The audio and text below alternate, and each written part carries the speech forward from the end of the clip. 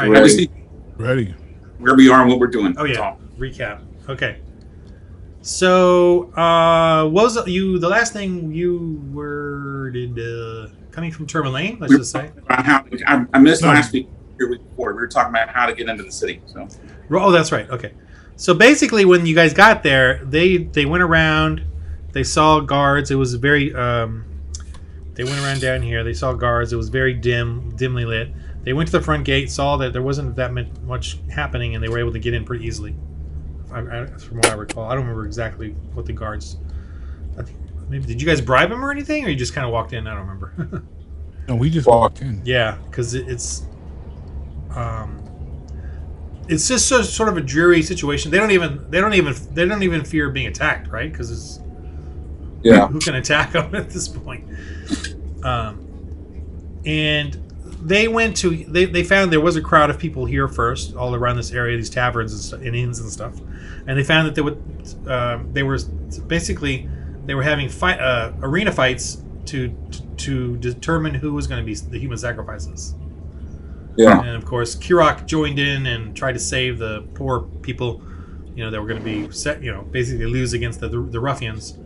And he beat the ruffians and got 100 gold. He got in good with the speaker. He fooled the speaker into thinking that the speaker in his hubris and all the ruffians never believed that the Goliath they're looking for would ever come into town.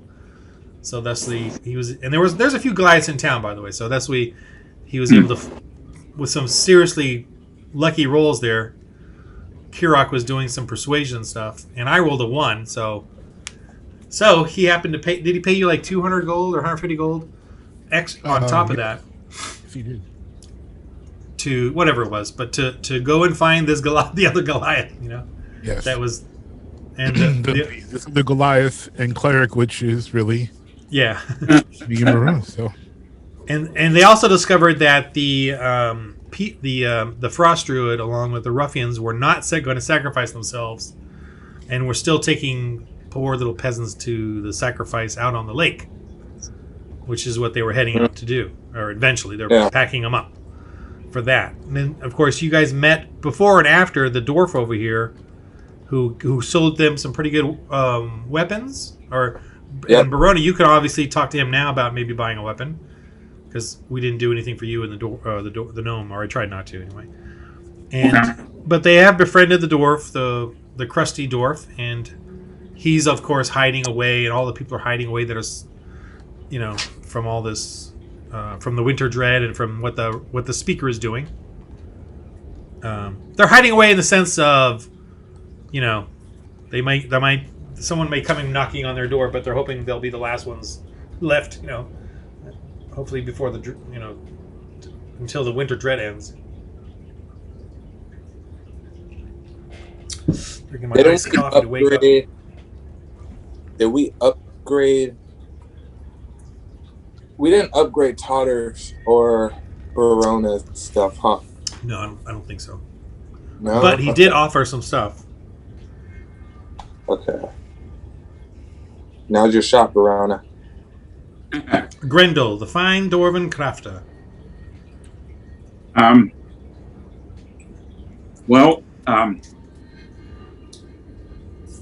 I am embarrassed to say this, but I discovered I don't have my sheets, so I don't remember how much money I've got. Such a Barona. They're at home or something? They're at home, yeah, I think. So. Oh my goodness gracious. That's it. I'm out of here. But I mean, I can pull up the digital copy of the sheets that you sent me. I just don't have the money that I wrote down. So, but I remember we did some mining and stuff like that, and some selling. And then divvied up some money equally. And if anyone remembers what that amount is, that's what I have, because I haven't spent any yet, other than paying back Kirok. Does anybody remember? It was small. It was a small amount. Yeah, it was like 12 gold or something. It was like 10 or was it like 20. It wasn't much. It was like 10 or 20. It wasn't much gold. It wasn't. It wasn't much. What was it again? 10 or what? Wasn't it like 10. It was like 10 or 20. It wasn't much. Wasn't like? Are you sure? I thought it was like maybe 100ish or something. No, I had. No, it wasn't. It wasn't 100. I had. I think it was more than that, but because you guys, the mining at Tourmaline, you guys did, and you remember you kind of hammered away at some stuff and got some of the gems. So I think you did get something out of it. It wasn't a lot, but I mean, to me, it wasn't not 500 or 300. It was something like 100 or something. Each is what I mean. No. Well, how much is to upgrade my Warhammer? You know, or armor here. He has a Warhammer for a +1 Warhammer for 200 gold. Okay, I just won't buy anything because I don't think I have that much. So. Or +1 shield for 150 gold. Yeah. We have potions, health potions, and stuff like that. You know. So. Do you or him? Does our team, our party? Well, you can. Or can we buy some? So. Well, he doesn't have any of those. I know he gave you guys something, but we gave him supplies. Yeah, that's true. Supplies. So yeah, he ain't got nothing like that. Healing potions. I know. Azul, didn't you buy like a healing potion or a potion or something? I just got a potion of resistance. That's right. You bought the potion of resistance. Yeah. What does that do again? It's a spell, or no? If you take it, it'll have the damage you take. Oh, does it take half? Of the whatever damage you take, non-magical. Okay, cool. Like regular attacks. Yeah. No, I just won't buy anything because I don't. My penalty for not bringing my sheets, but I'll.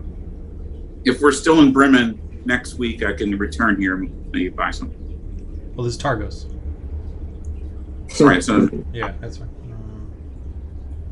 I don't know. I don't know if we're sticking around in Targos because that's fine. It almost got crazy. It did get crazy. At least for you, you got to some altercation. Yeah, I was tipping the line whether it was gonna go good for me or go south real quick. I was a lucky last week. Okay, so here's the situation. You guys, it's in the morning. Where's my dice? It's very hurricaney. Darn it! I still forgot to get a high intense stormy net sound. I thought. Blizzard. It's a blizzard. It's sort of blizzardy. Okay, so it's a pretty bad weather. So the visibility is low. It's snowy outside. If anyone was hunting you down, they'd have a very hard time doing it. You know what I mean? So your situation is there's going to be a sacrifice out on the lake. There's that. But you remember the crew that was going. It was kind of a here, I'll just show you again because you guys saw them. You spied on them. So that's the crew that's going out there. You don't now, and of course you don't know who's out there already at the lake. And this is the same place you guys fought before. Remember when you landed there and you charged them all? The ruffians? Yeah. So they're taking like human sacrifices there and going to sacrifice them, the next few days or whatever. There's that. And then, of course, the speaker and all his men and whatever he's doing. The town is sort of oppressed. Over here at this lit area is kind of like another marketplace that the dwarf said there could be some supplies there. Basic stuff, but, they probably would love to buy your wood or trade your wood and food. And...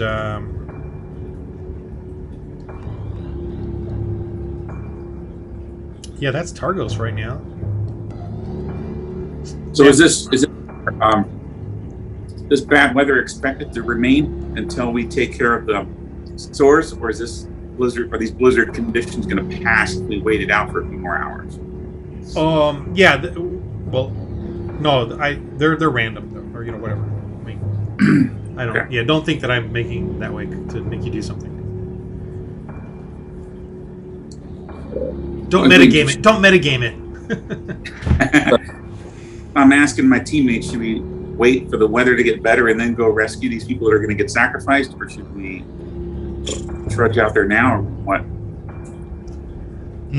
Well, now, I mean, I don't really. Let me just. That's hard. Who knows if time is on our side? Just to. Right. I mean, you guys. I just want to. Just to get you understanding, like where you're, because I remember the last thing. At least, Kirok was like, what do we want to do next or whatever. So I just want to show you the area, and the dwarf too. What's that? Did you zoom us out? Yeah, this is. I'm zooming you out of Targos real quick. Oh, okay. I switched the map. So this is Targos.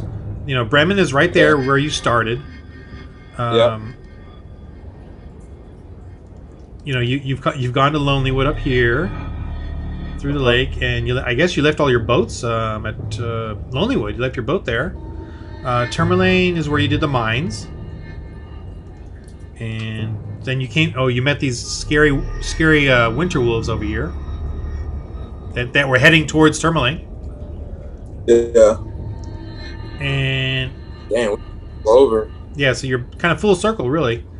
Now, you've heard of Bryn Shander, which is the biggest town of the 10 towns. And they're, oh, you don't want to go there. It's kind of what everybody says. It's really bad there. The people.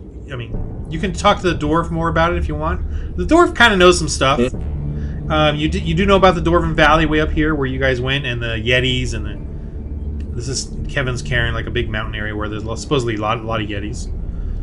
Yeah. There's other towns. There's these 2 small towns down here, which you haven't heard much about, but they're part of the 10 towns.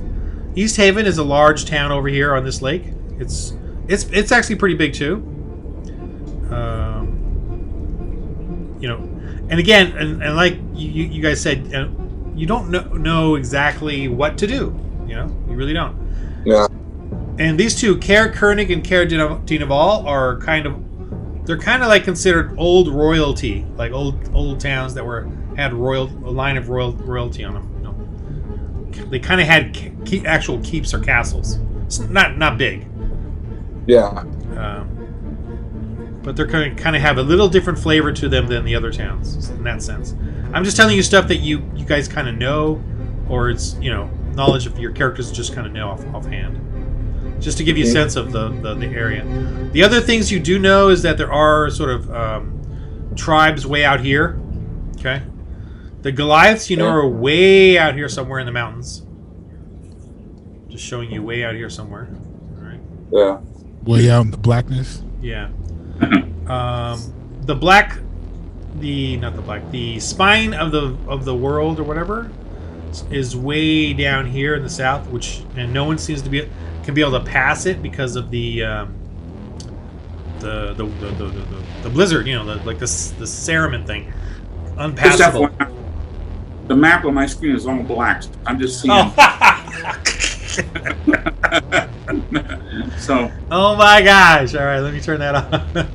That's hilarious. All right, I gotta do this all over again. I'll go quick though. I'm still okay. I mean, did you? Yeah, we were all just looking at you click on places of blackness, which is why I said on all of this blackness. I didn't hear you. I mean, I heard you, but I thought you meant like the Black Mountains or something. Okay, dang. All right, here's Bryn Shander. Bad things happening there. It's one of the biggest town. Yeah, biggest town. Small towns over here on this lake. Very kind of rural-y, villagey hamlets. This is a big town over here. So there could be some stuff happening, more info there or whatever. And these are the 2 kind of towns that had keeps, actual keeps, and sort of a semi-royal lineage type thing in the past. The dwarves over here. The Dwarven Valley, and they were kind of, you definitely befriended them, but they are just keeping out of this whole thing and staying underground. And they're concerned about evil stuff as well down there. There's also tribes out here, barbarian tribes, and the Goliaths are way over here in the mountains that you guys know about. Tribes of Goliaths, but they've been kind of reclusive. Yes, there you go. There's the word. Even more reclusive. So the few Goliaths that are in town are becoming less connected to their own tribes, and of course the winter's not helping. The winter dread, and and no one can seem to. This is the main pass to the south, the main trade route, which runs to Bryn Shander up here. And if anyone was to escape this winter dread, that's the path, the Tentrels. They would take the Tentrels, but you all have heard that it's not passable or whatever. That that's the fear. Yeah. Okay. And yes, you don't know what to do. You're at a loss. That's part of how this story is working. I'm going to turn the lighting off. Oh no, I should leave the lighting on for this one because this is basically what you guys do know of this larger area. Okay, so I'm going to let you guys role play, just to, your confusion. All right. Action. Okay, so our ultimate mission, if I remember correctly, is to find the source of this dreaded, never-ending winter, which we believe is the top Frostmaiden, correct? Right. Okay. And so we need to track her down eventually. But we're not strong enough to face her yet. Right. Do we know how many minions she has? We've already faced and killed one of her lesser Frost Maidens. I thought it was 2. Do we know how many of those? Yeah, you've killed one at Lonelywood, in the Elven Ruins, and then you got one in Tourmaline. Yeah, we killed 2. 2. And we met a third who is like smarter. She's more self-aware than those other 2 were. They were kind of more taken over, but this one, she seems to have her full faculties about her. The one you met? The one in Targos. Yeah, the one in Targos. We know if this Frost Maiden, the big one I'm talking about, does she have a source of power? I mean, we know that she's kind of causing this winter, but it's got to be taxing her. I mean, it's got to be a lot of power that she's expending to put this huge curse on this land. Is there, whatever that dragon thing is that we're hearing, so, you got to remember that too. Is there a way to weaken her while at the same time we're getting stronger?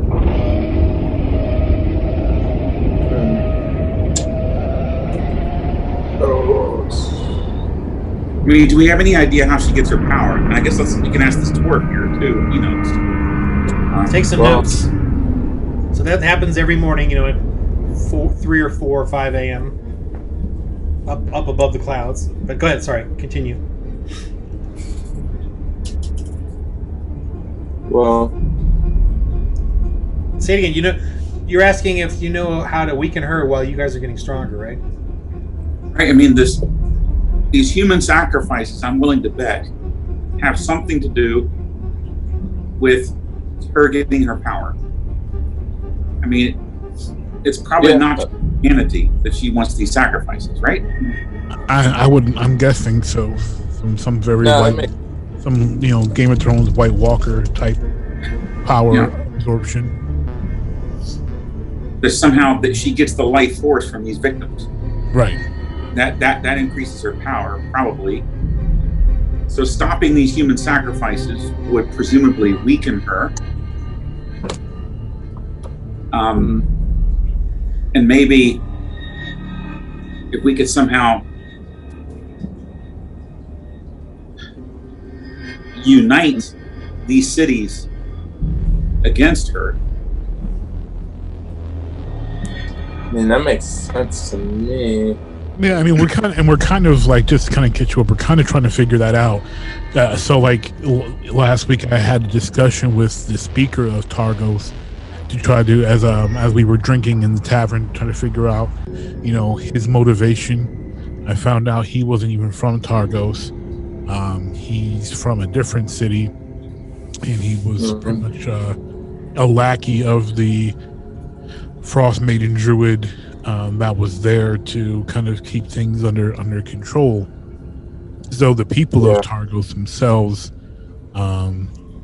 could potentially, we're trying to learn as far as who we could potentially rally on our side. We know the people of Tourmaline pretty much well. They helped us fight the people that took over the mines, so like we know they're kind of cool with us. We know the people of Lonelywood are cool with us. And we know Bremen is because we cleared out the Targosian men.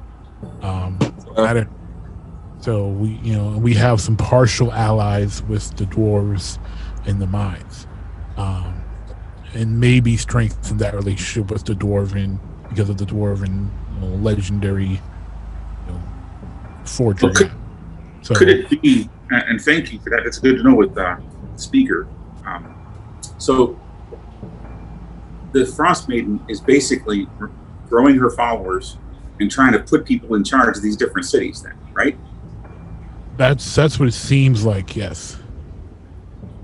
And the more followers she has, then the more supply of human sacrifices that she has. Right. Ultimately. Plus, she's got a bunch of human followers that can do her bidding. So I'm thinking that part of what what you're thinking is, and I think you want to take a more proactive approach at like weakening her. And I think the way we're going right now is every city we, essentially liberate from these lower level Frostmaiden druids who are, helping, supply the main one power. We're kind of weakening her as we're going along already. I think you're just thinking that we want to be intentional with it. Which I'm not sure storyline wise if there is a way we can be more intentional with it other than taking out the lower level ones. I'm guessing, exactly. I think we're on the right track, but if we could maybe think about this more strategic and be more intentional, then we have to ask ourselves: so have we already successfully turned the various cities that we visited? Have we successfully turned them against her? I would say, except for Targos, Bremen, Lonelywood, and Tourmaline, I would say are definites. Yeah. And Targos, obviously, we're undercover in Targos, and they're enjoying their heathen lifestyle. But I would think that the regular people. I'm sure there's a select few though in hiding, like the guy who's helping us out right now. Obviously, he's like, no, we kill her, but you got a couple of open people that's like kidnapping for the human sacrifices. Or this guy that we're lodging with right now, he's on our side, right? So he's 100%. So if we can ask him to help us introduce us to other people that are like-minded. Well, a little ground rebellion.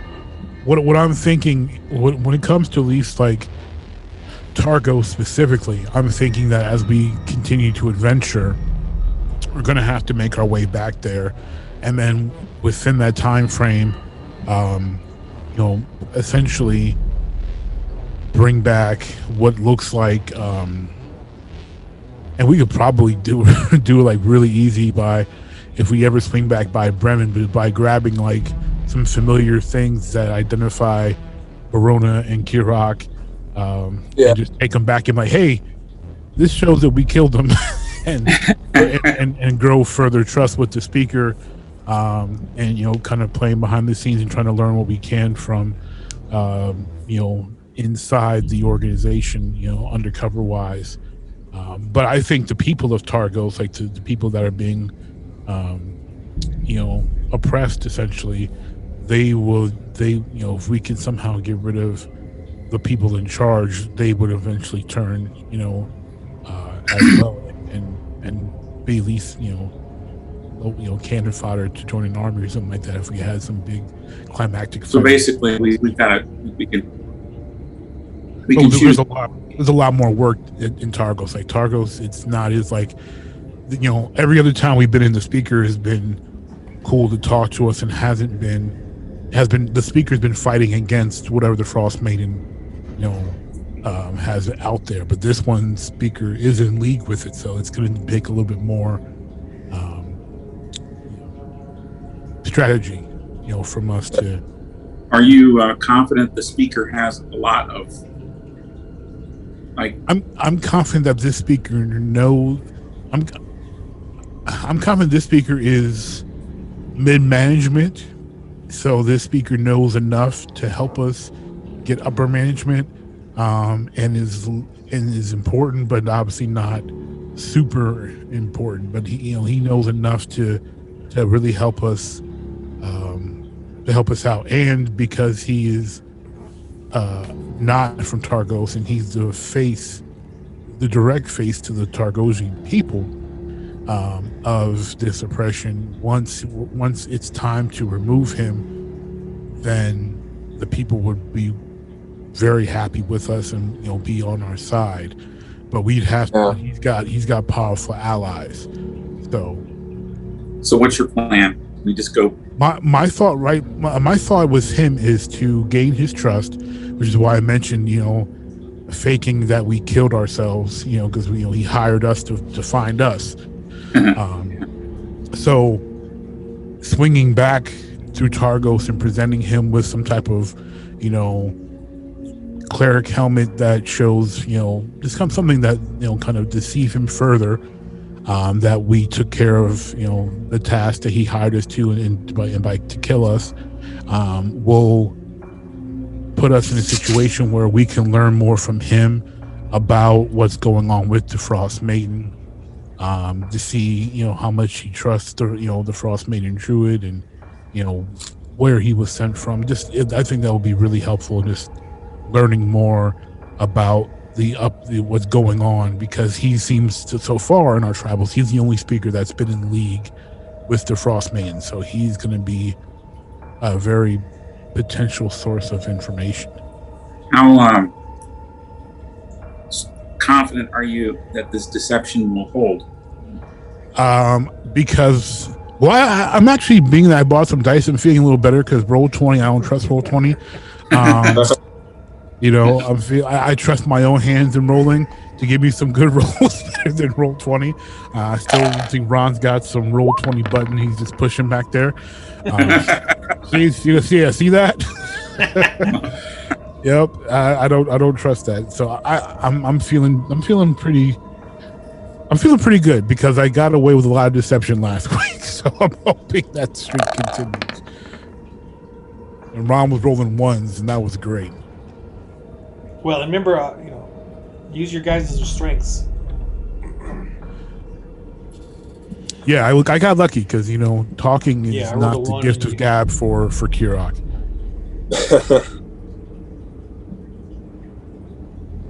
I think that will work, and I mean that I'm hoping.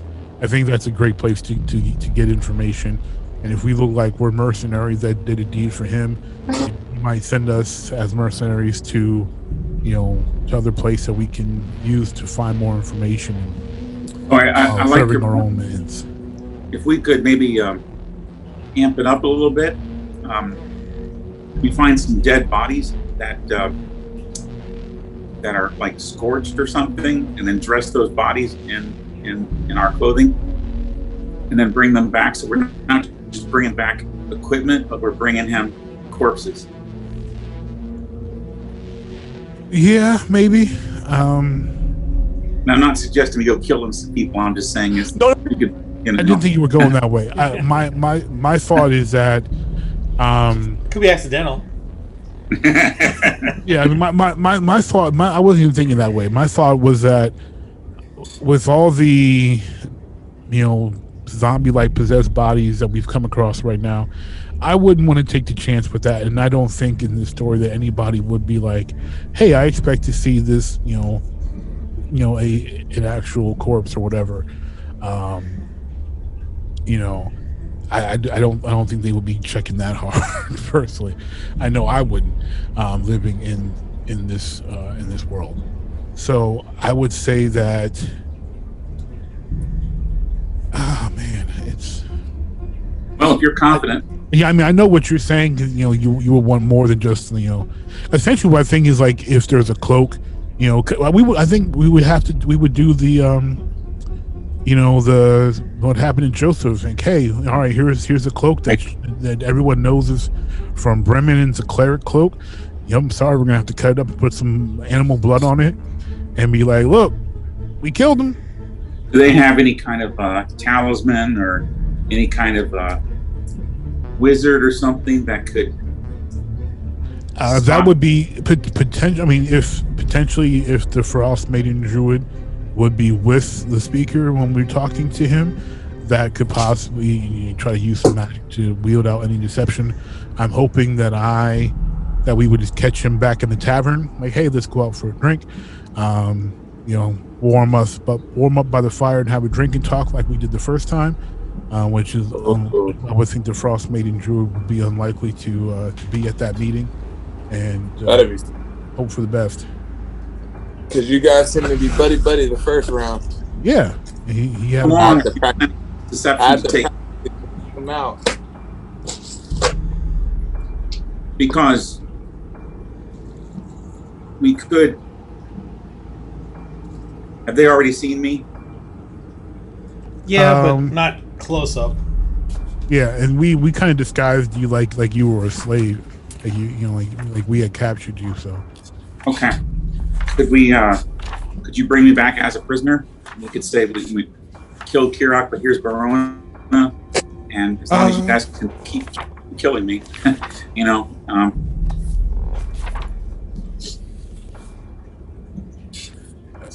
Maybe. Well, the thing is, like, when we were going that route last week, but then our gracious GM was like, "Look, they're really not paying that much attention to y'all." So that's something we could pull maybe in the future, but it's really not necessary right now because they weren't paying that much attention to us. Yeah.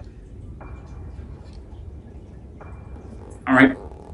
Well, that night they were all excited about the fighting. Yeah, they're too excited about the fights. I will follow your lead then. So we're just we want to go back to the temple and grab some clothing that.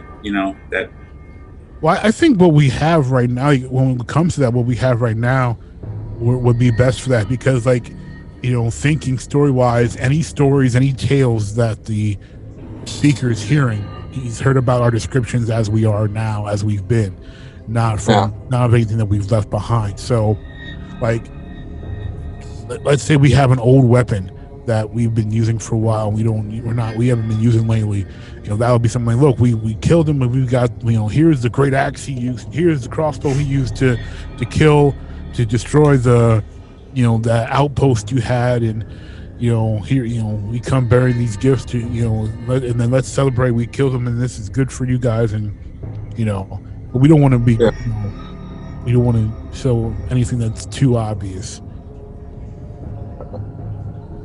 Makes sense. Yeah. Well, my thought is that we continue. Now, being that, you know, we're kind of anticipating a war here, I think it would be a good idea for us to obviously carefully that we have to watch out for those wolves that are, you know, that we encountered on the path. But I think it would be a good idea to head towards one of those small keeps, kind of figure out if they're occupied, you know, what they've got going on there, because those could be very strategic places to have allies. one of the I like the deception tactic, but is it going to save the group that's about to be sacrificed? Well, no, I don't. And personally, we were saying last week, and Azul agreed with me. I was going to say, Azul, correct me if I'm wrong, That's but true. Azul and I were both saying we do not think we're strong enough to save these people that are about to be potentially sacrificed. It's two of us, definitely not. Yeah, and Because- Azul was out there. You know, he saw it firsthand. I was going based off of his report. So while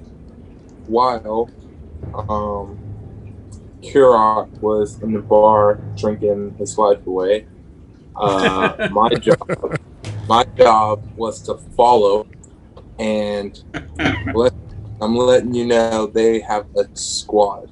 Well, so just yeah. So I had to. Oh follow yeah, them. our DM went like 20 deep that they were having, and like Yeah, mages and snipers and they got Frostmaiden. Those two ruffians you fought and beat, but they are tougher than the average. And then of course these little ruffians and. He's black again. Just saying, but. That's right. Here, let me turn on some. Yeah, sorry. Yeah, let me know if you just see black. Let me just turn this on for you to see. You know that black ice. All right, now you can see them, right? Yes. Yep. Yeah. So as you can see, how much that is in that low dot. I have to follow them until they got on their boat, and yeah, just Kirok and I, it wasn't happening. It just wasn't happening. Only way that was happening is we rode nothing but 20s the entire time. Right, we'd have to be on a 20th turn. Well, just remember, it's not just you two. It's Verona, and then you got the mummy, and then you do have the gnome. He's just going to be shooting last, Yeah. But I mean, just so you know, I'm not trying to encourage you to do. It's not just you two. Oh, you were trying to encourage us to go after them. Let's keep it 100. Well, I'm encouraging you to do anything dangerous. I'm going to encourage you to do anything dangerous. So how many combatants are there? That many. But like I said, they're going out to the lake where they do the sacrifices, so there could be more there. I only see 8 people there. In my Yeah. Well, let me go back to maybe I can see this over here. Yeah, the group right there. 3, 4, 5, 6, 7, 8, 9, 10. 10 people. It's I'm not seeing all 10 of them there. Okay, there I am. Yeah. Okay. Now I am. I just put the light. Well, we fought a bigger group in one. I'm just saying, before, but Frostmaiden.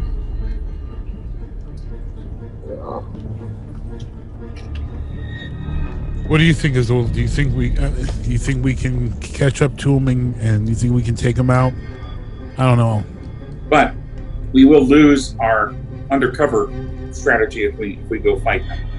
Well, we wouldn't if we fight them and kill them all, and But if even if we get up there and we kill everybody, but the Frostmaiden Druid and she runs off, then our cover is completely blown. Like, we have to go up there confident that we can take out all 11 of them. Well, that's including. So what's our best bet right now? Keeping our cover and getting as many people as we can, and basically like building an army.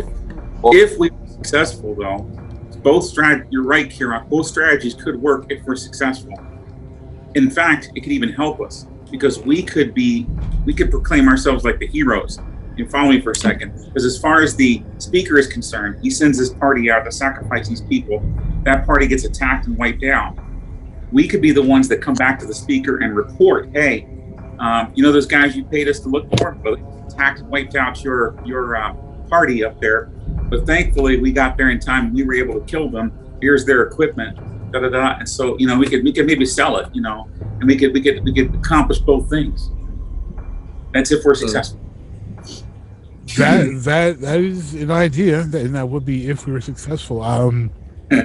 Azul, what do you think of that?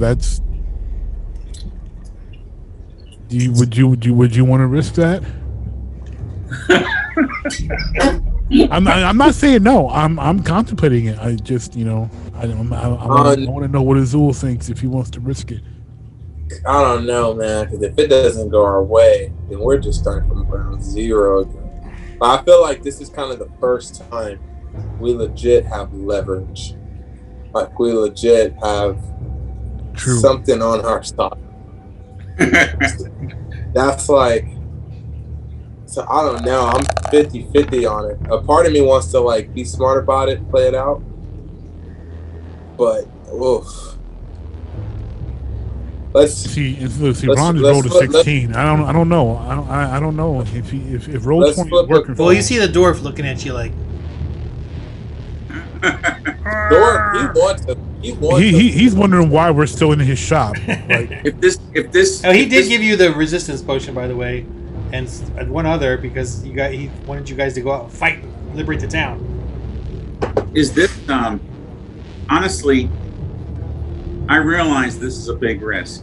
I realize that, and I'm 60-40 leaning toward the risk because So if you guys vote the other way, I'm not going to be upset. But not to be trite, but nothing ventured, nothing gained, and this is an opportunity here. This is an opportunity to really sell our cover, and to get in with the speaker, and at the same time weaken his forces. I tell you this, I would be in for it if your character and Trotter's character were at the same level as we are. Ooh.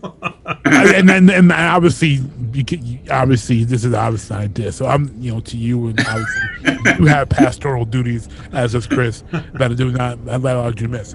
But I'm just thinking, character strength wise. Right, I get it. With these ruffians and stuff being tougher, and this Frostmaiden being tougher than what we faced previously, Kirak and Azul, slightly better weapons. It seems like a recipe for getting wiped out. So it'll make the campaign shorter. That'd be cool. These ruffians. I'm trying to get rid of this. Are they that strong? Are they stronger than the guys we faced off in Lonelywood? The two ruffians are stronger. The Frostmaiden is clearly, she's got complete control of herself and her mind. Like, she's clearly stronger. It is not. This isn't one of those, the townsfolk have weapons and slight training. This is. These are more military guys who are organized. This is not just a small group that we can just go in there and. This isn't like the Targos guys that we took out that are just regular dudes. These guys are yeah. Okay. Well, we are unfortunately sacrificing those people that are going to be sacrificed with our long-term strategy here, but I see your wisdom. Yeah, I don't, and I don't want them to be like, hey, it's gone, but they're kind of like already like it's a bit late for us to be able to save them. Yeah. So have we asked this dwarf if I'm just. Oh, he ain't doing nothing. We tried. Trust me. I tried and argued with him back. I gave you all those potions, and I gave you a great deal on everything. What you talking about? Yeah, he ain't leaving his little store. His store was closed. He wasn't even selling until we had to convince him to let us in and sell to us. So he definitely ain't gonna. When comes time for the great battle to liberate the city, whenever that time is. Hopefully the goodwill we built up with him will have him join the great battle, or at least have him help us convince the townsfolk that we are the people to listen to and help. It's just going to be very difficult for us to maintain a long-term undercover operation and at the same time be rallying support from the townsfolk to overthrow the speaker. It's going to be tough to do both those at the same time. I'm not saying it can't be done. It's going to be challenging. It is going to be challenging, but I think prudence is the way to go right now. That's my thought. Azul may have other thoughts. I'm with you. All right. Well, that's fine. I am outvoted. That's fine, and I respect that. It does. I get both sides, but it does make sense. Like if we were all on the same level. Yeah, Brian. No, like and if we Chris. were all on the same level. I've not missed as much as Chris, but okay. Can't argue with that. I haven't seen Chris in a month or two. Yeah. It would be a bit different. Like I said, if we were all on the same level, it would be a bit different. I would feel more confident in our abilities to not get wiped out. But we've had so many battles against lesser opponents, gotten wiped out, and we're not that much stronger than we were at that point. So like I want to be. Yeah. I want to be. All right. So given that, we've now kind of jumping out of character here. An hour's been elapsed with just kind of reviewing and planning. So we should probably execute now. So what do you want to do? So we need to just. How do we do this? You know? So, my thoughts is that we head back to the road. But Azul, what are your thoughts on going to a keeper? Do you think we should try going to a different place, a different city first? I don't think it hurt. I think there's a lot of people here that will be on our side, but since they're taking people for sacrifices, there's a lot of people in hiding. Like the guy we're with now in his house, like we got lucky to come across that.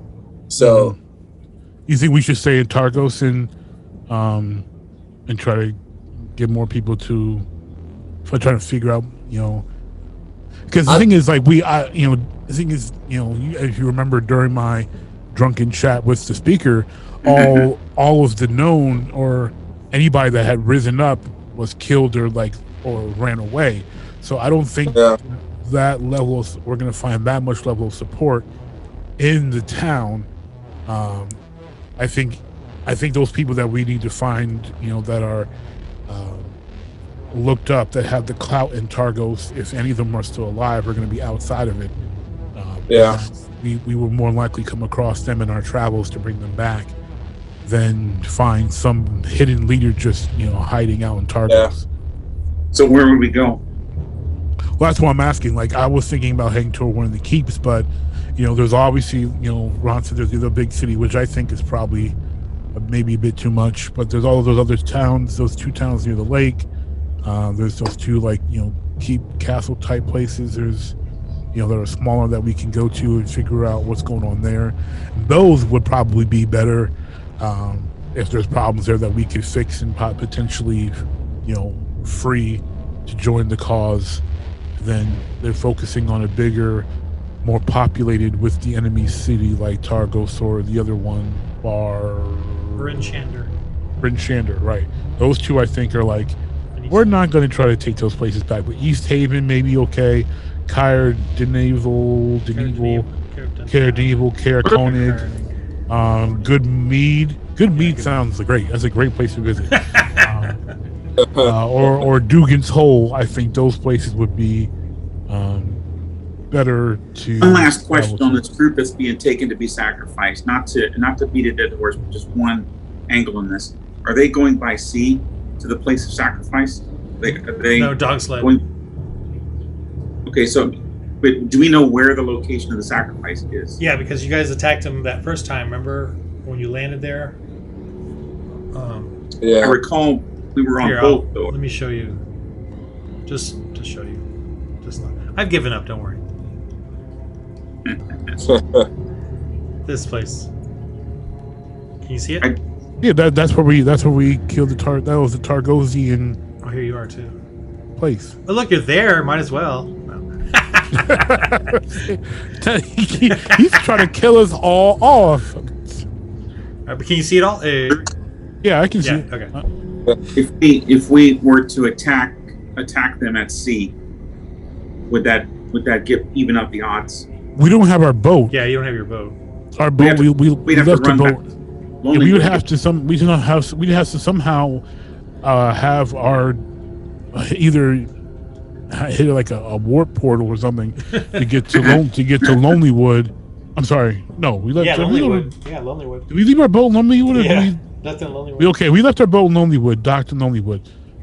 So we had to somehow get all the way to Lonelywood, and then use the boat and get to that hideout place before they do, and sacrifice everybody. But remember that if I remember when we freed those first prisoners, there was a limited Targos guard at that island. Right, we killed them all. So we took Deeb or whatever his name was. But those people probably aren't going to be sacrificed right away. They're going to be taken to the island and put in the cage, and then the party that's transporting them there is probably going to leave, and there's only going to be a handful of guards at the island. So we could go and attack the island and save those people later. That's what I'm saying. Possible. Yeah. Okay. So okay. How about this as a compromise? Well, but we'd also get bodies then, and But as a compromise, like, I understand what your mindset is here. Being that the speaker has hired us to kill us, yes, we can head up that way on our sleds with our dogs, and if catch up with them. But we'd have to hope that we all roll. That at least one of us is rolling some really great deception to keep up the subterfuge that we are there. We had heard, because we heard of a previous attack at this place, and we're there to, keep them safe, or we're there to, to check for clues or something of that nature. And then we can see, what happens there, and then we just go, if they break up, if some of them leave, we can let them go and potentially stick around, and maybe then free those people, but if we just have the situation like, but be open to be like, okay, cool, we're gonna go now because we may have to go, but I can see following them, with that subterfuge to see, deception. You might learn some intel that way too. You might actually strike up some conversations with them, but here's the thing: they are traveling with a higher level Frostmaiden druid, so we'd have to be very careful, and we'd have to be rolling some really good rolls, because now we're dealing with more magic. We're not dealing with some guy who's drinking in a tavern. Well, let me also chime in and contradict myself, because if they're traveling with the Frostmaiden, that could mean the sacrifice is going to happen immediately. Right. So that undermines my idea. So, yeah. I mean that's something we could do. That makes some sense. What do you think, Azul? I mean, it makes sense to me as well. So. I'm with you guys, and we need to avoid a fight with the Frostmaiden lady. If we could get her out of the picture, I'd be confident in taking the rest of them on and fight. But we don't want to mess with her. So. Let's see. Isn't D&D exciting? The thinker, that's for sure. But is there intel value to doing this too? And I'm arguing against my own idea here for a second, but is there an intel value? Because if we've agreed on the strategy, we need to curry favor with the speaker of Targos, sell our deception, and basically learn as much as we can, insinuate ourselves into the structure as best we can, and then strike when the opportunity presents itself. That's our strategy. I'm with it. So will this mission help that strategy? If we tag along with this group or meet or rendezvous with this group later, are we going to be able to, will it help our overall strategy?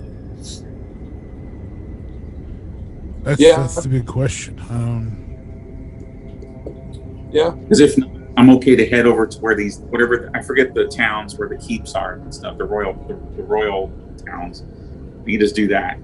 old ancient royalty, Yeah. lost royalty kind of thing.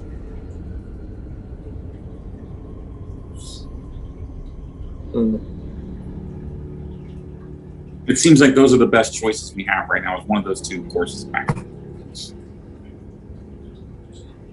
This is a whole land of adventure. You can go anywhere and do anything you want. Isn't that exciting?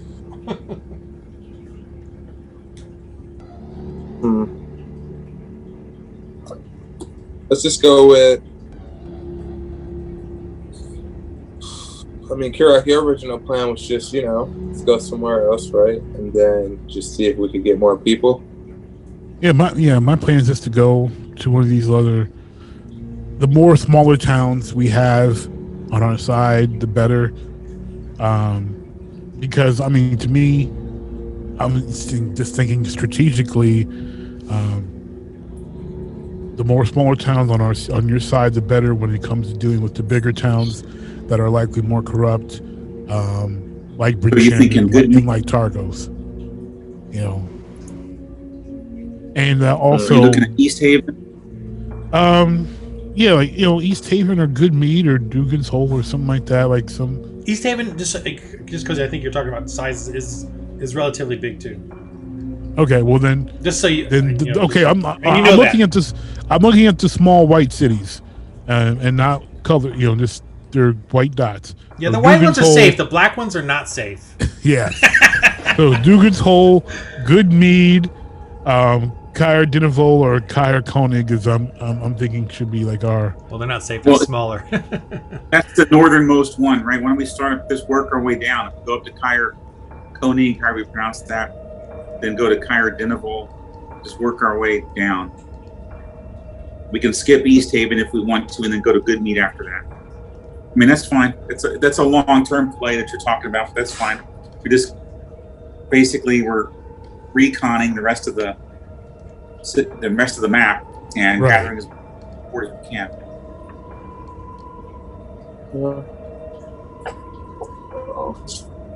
I think enough adventure that going that route. You're leaving us? You can't leave us. We're living in fear here. I gave you the last of my heroic potions. You should have used it on yourself. All is lost. Well, I mean, we were going to say we'll come back and help you, but, I mean, if all is lost... You're going to go somewhere and die out there and never give Targos a chance. I need to ask this question, too, guys, before we abandon Targos here for a second. If the Frostmaiden and this band of ruffians are leaving, is the speaker vulnerable to attack right now? I mean... Could we attack and defeat the speaker and take Targos while the Frostmaiden is away? Well, there are multiple other Goliaths in Targos, as well as other fighting men there. So I would not. Like we only person we know is kind of on our side is the dwarf whose house and shop we're in. Everybody else is kind of all, out for themselves. So I don't think we're. I know what my thought was that before last week was like, okay, hey, my thought was like, I'll take this dude's head off in the tavern. But that was not the wise. Let me ask this. I hate to be so. This is going to sound very unpasterly here, but what about some good old fashioned assassination here? I mean, if we. Well, I was thinking that, but like so as Ron's showing us, the speaker by himself, not with the ones that left, has got 4, 8, 11, 14. 16 people around him, not including him. Can we start just picking off those people one by one? No? But you also, just so you know, there's probably twice that many, spread around. Maybe not concentrated. So there's 16 that we see. and we don't know how many are in these other little areas that are loyal to the speaker. They're in and out and stuff. Yeah, is it worth going over and just doing some intel gathering then? I mean, the speaker trusts you. Can we go back over there and just do some and chat up some people and maybe find out? It's been like 17 hours in game, let me tell you. Well, the thing is, like, he hired us for a job. He hired us to go kill ourselves. So he's expecting us to go out and hunt down, this terrible Goliath and cleric who have messed up things for his Targos people. So his Targos thugs. So like for us to stick around and start talking to people would bring suspicion upon us. They will, I hired you for a job. Why haven't you gone done it? You better tag something soon before Markel gets up and leaves. If I could do a timeout, just a timeout and ask the DM question. I'm energized. Is it possible in the realm of D&D or in the realm of this scenario that we're playing to raise an army, an actual army that we can command? Yeah. Is that possible? Yeah, it's annoying, but it's possible. Okay. Well, I mean, think about it. The last one in Tourmaline, you kind of did because you had the speaker on your side, and he was coming with his little crew. Okay. So you technically did have an army there. You guys just kicked butt before they got there. That's all. Yeah. All right. And then in this, what we really need to do as far as army, because I don't know if any D&D sessions actually had an army, but the army we need is just to turn as many people to, helping us, to not be against us. So, and I think that's going to help, your original, concern as far as weakening the power of the Frostmaiden. The more speakers of towns, the leaders of towns that are not letting their people off to be sacrificed, the better it is for us when we eventually reach the main Frostmaiden. We'll be weakening by going with your long-term strategy. We'll be weakening the Frostmaiden, hopefully. Right. But we won't necessarily be weakening Targos. Correct. Still, at some point, going to have to deal with. I mean, we're going to have to come back to Targos, period, because we were hired to do a job, and we got to come back and be like, hey, we did the job. And all I'm asking is, and I please forgive me if I'm being annoying. I don't mean to be. But this is my mind can't remember this part. That is that if Targos, we're always going to be faced with this situation. That's what I'm trying to say, right? With Targos, it's like we're always going to have just us against a whole mass of Targos citizens potentially and fighters.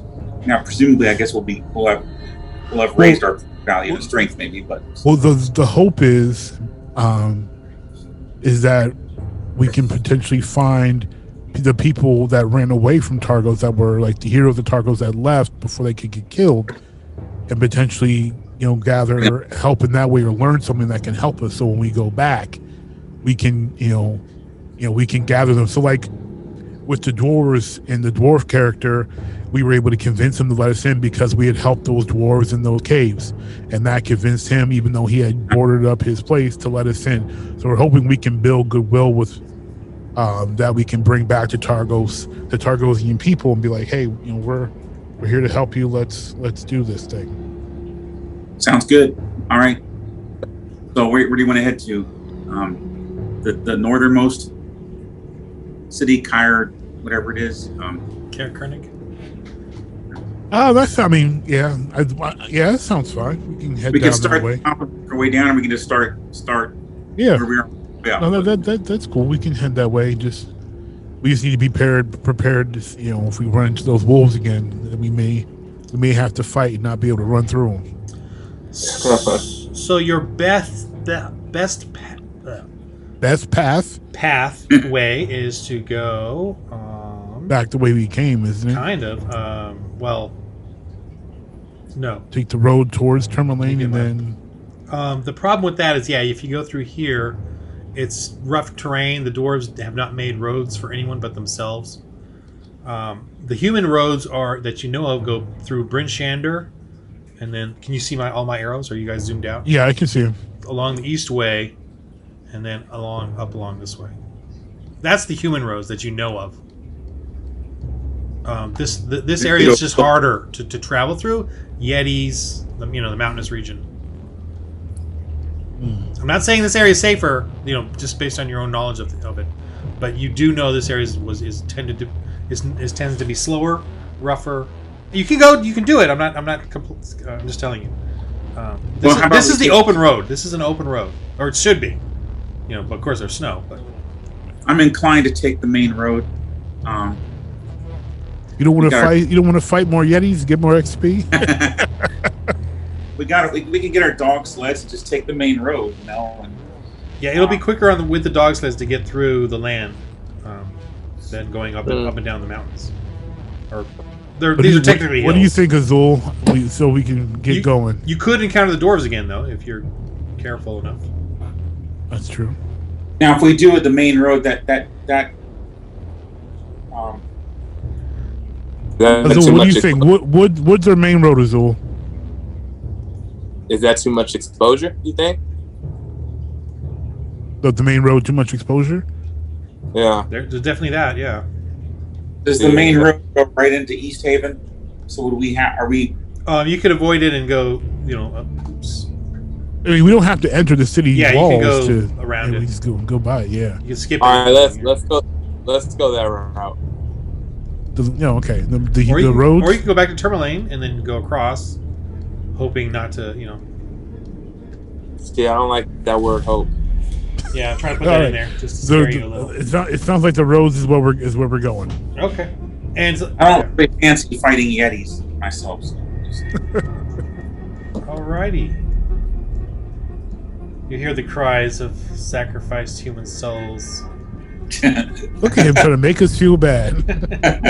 I don't have to make you feel bad. You feel bad. So we're gonna go that route.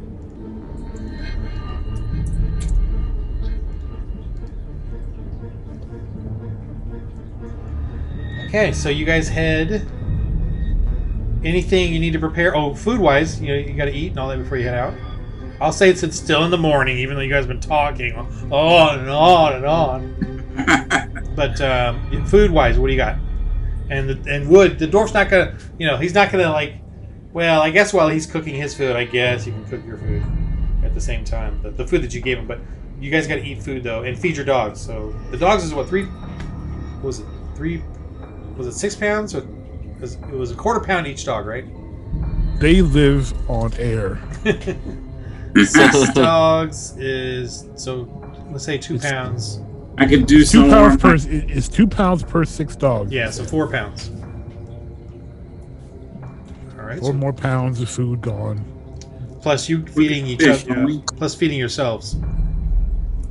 We got fish to eat, don't we? So we can Yeah, I mean we've got fish. We still got bear meat. We still got moose meat. We're all right.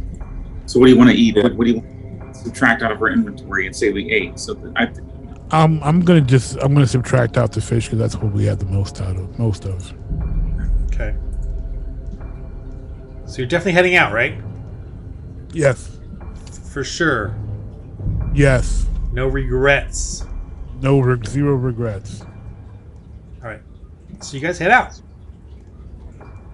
Oops. Okay, so it's like I said, it is stormy.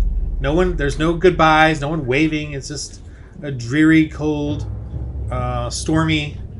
I'm gonna put the lighting back on just to give some ambiance here. Let's see what you guys can see. Can you see anything? Can you see yourselves? Yes. Yeah, so you got like a radius there, right? Mm-hmm. Okay, so that's kind of what you see. It's that dark out there, and you can just see the dim, silhouettes of the near slopes. Can you put your dancing lights out there, Azul? Not very far, only around you. Yeah. So, because I think you can only go like 100 feet. Yeah, we gotta be careful. We gotta be careful. We don't want to attract too much attention as we travel down this road either. Yeah, good point. So think of it as like a full. The daylight looks like full moon nights. That's all it looks like. Those full moons, that's the kind of look of that you have. So you're not going to use the dancing lights? I mean, that's fine with me. I'm just, or whatever. You can still see. Yeah, so. Yeah. And you can put them on at any time. Okay. All right, so you guys are traveling along. Because of the weather, you get about 3 hours. You get about there. Now you can see Bryn Shander up on the hill there, covered in snow. It's a walled city. It covers that expanse to your right. But at this point, you do need to take a little break. Stretch your legs. I'm gonna recheck the weather right now. Oh, there's a weather app there. Okay, it's cleared up. It's it feels like it's gotten a little brighter as well. So if you, I'm gonna say because of that, I'm gonna let you guys just travel and you don't have to worry about food or anything. Nice. I rolled a 1, which is perfect weather, and the 6 is bad. So I'm gonna say you pass Bryn Shander, and you're going along the east way. You're heading, so you can see the forest on your right, and over the hills. You don't see it all, but good meat is over there. And the one thing you do notice, though, is that there's no, there's no one else on the road. It's just a dreary, snowy. We'll take it. Yeah, and obviously because of the recent blizzard, there's no, if there was tracks, you wouldn't see them. Your dogs are starting to get nervous. You can tell. They're starting to, as you're coming around a bend or whatever, they're getting a little. They don't want to. They are very antsy, nervous. Great.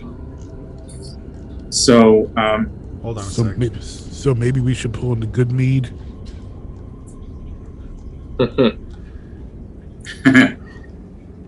Yeah. Uh-oh. You're definitely getting nervous. They're So getting... Now, whether you go to good mead or the other way, you have to go along this road. But you can sense something up ahead. Let me see what you can see, actually. Oh, do you guys see anything? Yeah. I do. A radius of light? Mm-hmm. Yeah, okay. So I have this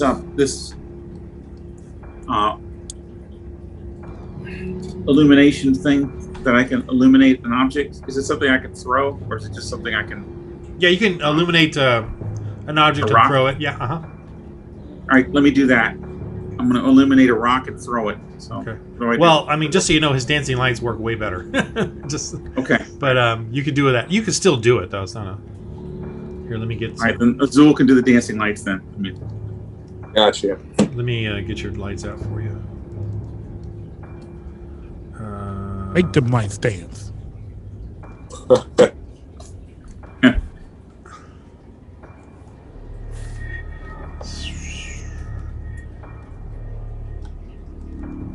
You can see that, right? Markel? Mm-hmm. Can you see that? Light? I see one light. Yep. Let me get 3. Yeah, I see one. Yeah.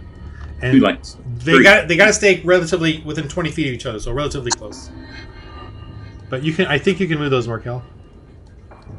I don't know who Markel is. But... I mean, Azul. Good call. Wait. Inspiration point for you. Thank you. Let's go. So, just so everyone knows, yeah, they have to be. They can go 120 feet, but they do have to be within 20 feet. I can move them 60 feet, and yeah, they just got to be within 20 feet of each other, like for connection. You can also shoot illuminated crossbow bolt, I guess. There's a couple of yelps in there. Oh, yeah. So you can move up to 60 feet per turn. Okay. We're just going straight ahead. So this is 60 feet. Just FYI. Yep. That's the limit. You can't go. That's 21 feet. So don't go too much. Okay. Yeah. Like they have to stay within that range of each other. All right. Cool. And then I can move all of us, right? No. Uh, You mean all of what? He means all of the party. No, you guys. Yeah, move yourselves. Oh, got it. Who keeps getting left behind? You keep leaving the mummy behind. He won't let us Oh, I see grab what you're the saying. mummy. You can't move him because I have the mummy stats on him, and thus you can't move him. Okay. But he's with you. He's sitting there on the. He's all tied up Should on we the move- sled or whatever. Should we move down this way or go through here? Like, is this a hill we climb or? It's or a is bit this of a like rise, yeah. path? Okay. All right, your So- dogs are going nutsos. They don't want to go anywhere. They want to go back or whatever. I see Who's got something on the map. Who's got animal Over- handling? I've I got animal believe. handling. I know I have an animal handling bonus of 3. I've got 5 animal Oh handling. well, you got the highest. You roll, roll. that then.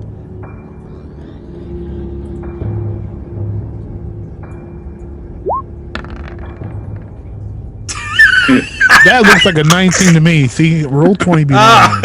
Oh, Brian! Brian is back. Oh my God! All right, your sleds. Let me see how bad this is. Okay, can I roll for the other sled? Oh, that was. I was trying to determine how bad this is. Can They I roll take for off. the other sled? Roll your desperate attempt to control what the heck is going on with these dogs, as somehow Barona has scared them off even worse. They are taking off with the mummy and Trotter. So you guys are being left behind. So roll your animal handling, whatever, to try to stop them or grab the sleds or whatever. Me roll or them? Kurok said you were going to do some animal handling.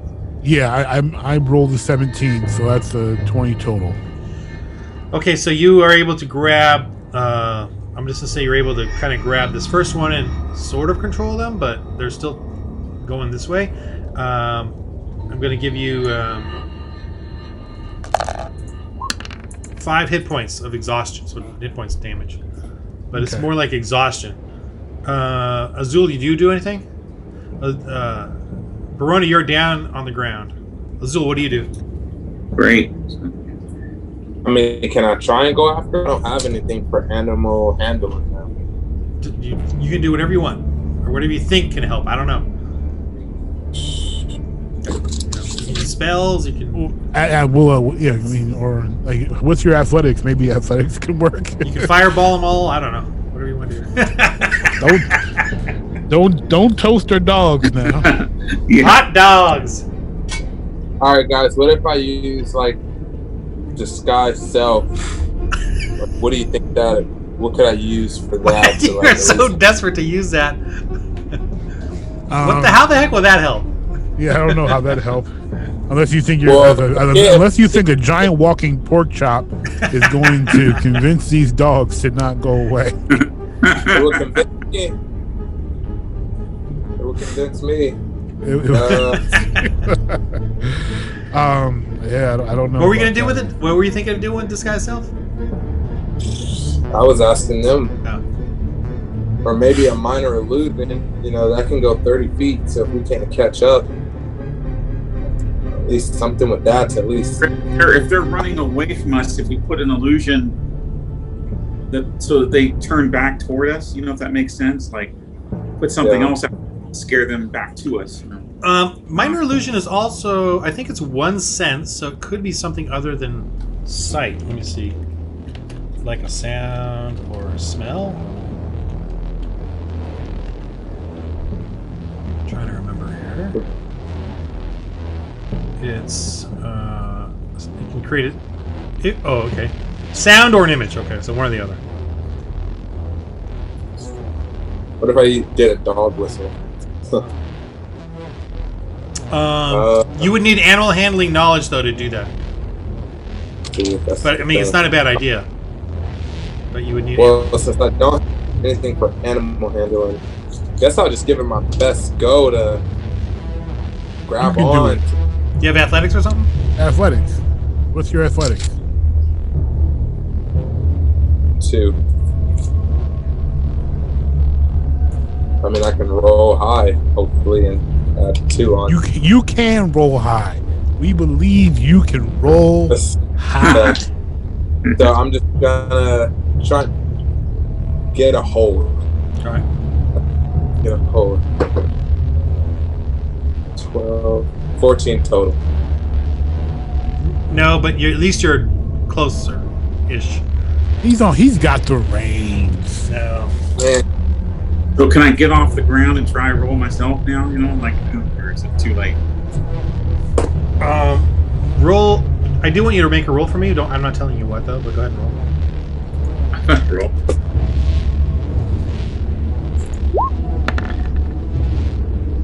Perfect. Dang! Okay. Yeah, what's that? Exactly. Okay, so I'm gonna get my own dice now too. man. For real, because I don't trust his roll 20 Roll- nonsense. Verona rolled 2d20 and tell me. Roll 2d20. I'm not telling you 2D. why. Thanks.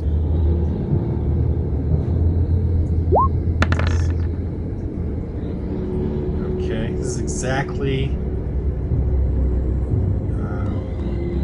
I can hear him thinking of demise. Yeah. Man. That's the sound of demise.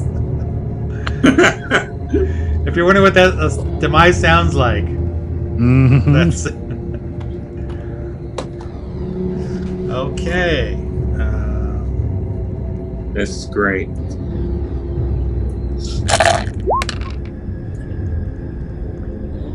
Take 27. Are you serious?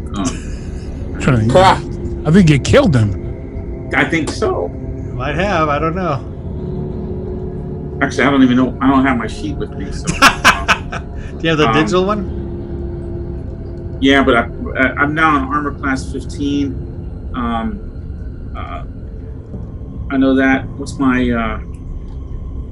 Hit points. points? I don't know. It's got a question mark on the hit points in the sheet that you sent me. Well, we figured it out. It says at home. But I think you did kill me. I don't think I've got that many. So. No, I think you've got like, because I know I was ahead of most people in hit points, but I think yours is close to like where. Azul, what are your hit points? I know yours were pretty close. Mine is 36. I have the Or is- digital. Oh, and you didn't level up as much. Yeah, that's gonna be close. I have a 40 under it. So did that go up when I leveled up? Yes, it did. All right, so I'm at 40 now. 40 hit points. So he's probably around 30. Let me. I have a Yeah. sheet here. Hold on a second. I okay, think my he's bad. probably like at 1 or 2 hit points left. Oh shoot! I don't have his hit points. But it's let's say it's Because he leveled up, I think, twice. well, he's third level. He's third level, yeah. But if he has hit points the way I think, say let's say 21, 22, 3, 21 plus 6, 28. He's probably got 28. Yes, he's got like 1 or 2 left, yeah. All right, so I got 1 point left then. Okay. Oh my god, I forgot. You're taking 27 points off me. Right. Dang it.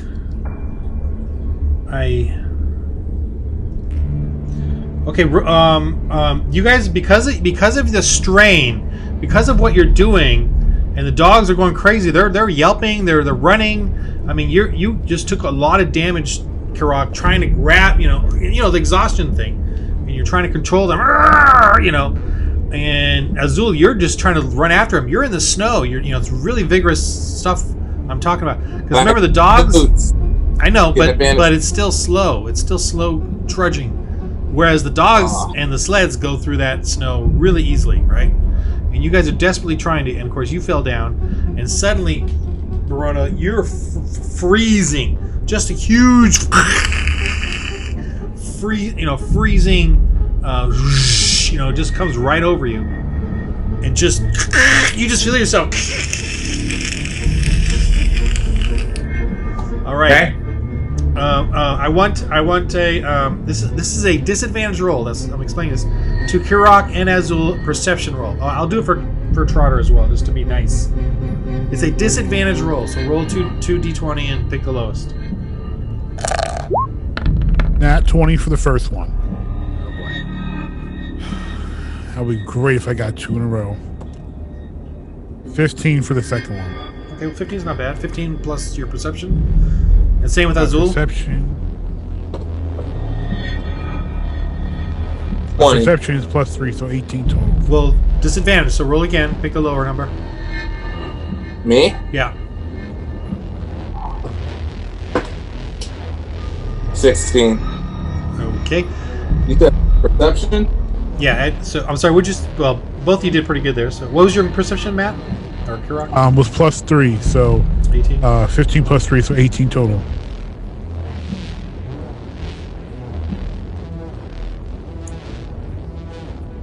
That's what you see. That looks like a dragon. Clumping, it's sneaking through the snow. It's laying low like a cat. It's not huge. It's that size. We're roll initiative. We are now in initiative roll. Jeez. I'm only got 1 hit point and I'm frozen to the ground. Do I roll anything? 18 Yeah, for you me. can still roll. You can still roll. You better roll high. That's all I'm saying. Initiative. Hit. I'm sorry. Remember your numbers. Let me set up the turn order thing here.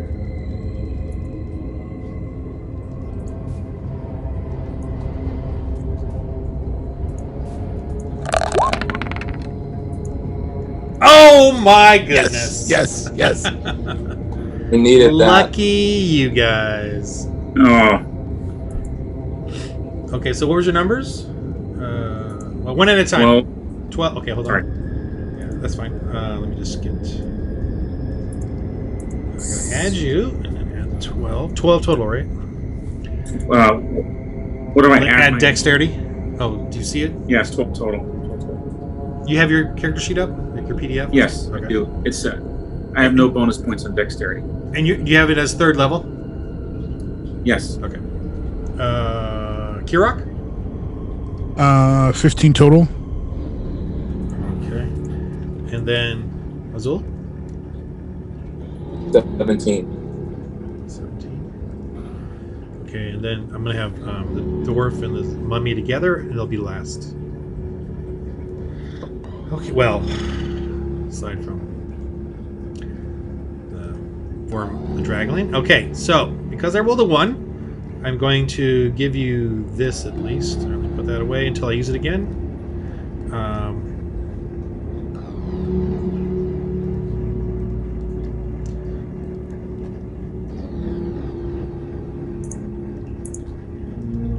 We need some new music here to scare you guys.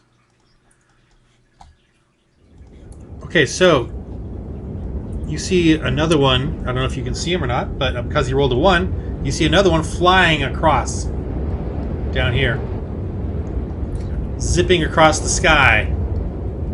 And this one, of course, is like crawling towards and doing a little hissing warning, like, and I think it thinks that Barone is its next meal. So, Azul, go. Of course it. It doesn't like the light lighting it, but it's still coming in. I want to fire a witch bolt at it. Witch bolt. So I know I rolled 2 dice. Yeah, one's wild magic. What's his hit? Armor class 16. Dragon scales. Little scales, anyway. Thin little. That's a hit. And then so 1d12. Okay. What's We'll say this is a witch bolt.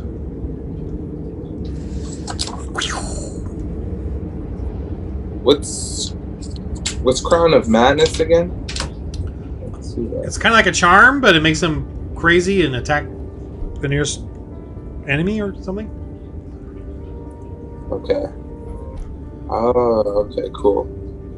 So 1d12 Remember, you got sorcery points too. right now. So let's see. already have that.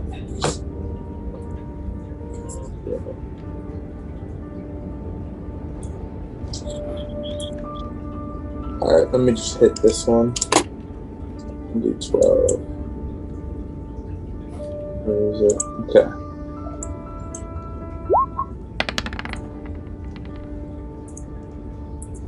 Oh, what a hit. 11. What a hit. Alright. Is there... Yeah, no, there's no save. Okay. Alright, is that it for you? Do you move or anything? If he's coming down... I think your lights are gone. Because of the... Witch Bolt is concentration. Okay. I mean, If you he's still coming see. for me, wait then. Do whatever you want. You can move about... Oh, we're in the snow, so you can move 15 feet. 15 feet-ish. Alright, I'll move 15 feet. Which is like, you know, there. So, 1 sec. Yeah. Alright. Kirok? Moving away. Thank you.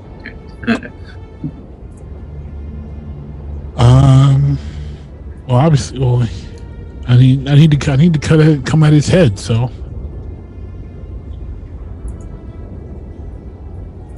let me. Oh, how did I grab the dogs and not me? Choppy time. Alright, let me see if you can move that far. Yeah, I'll give it to you. But you can only move 15 feet. Because of the snow. But if you want to roll athletics, and I'll see if you roll super high, I'll let you get further. But technically, you can't. Okay. Although you're on a road, so I'm being a little nice. Yeah. But roll. So, it doesn't count as an action or anything. That's a good point. All right, yeah, I'll roll athletics, see if I can get there. Yeah, it's not a penalty or whatever, unless you roll 1. No, I got a 12 plus my athletics, which is 18 total. Okay, I'll let you do it.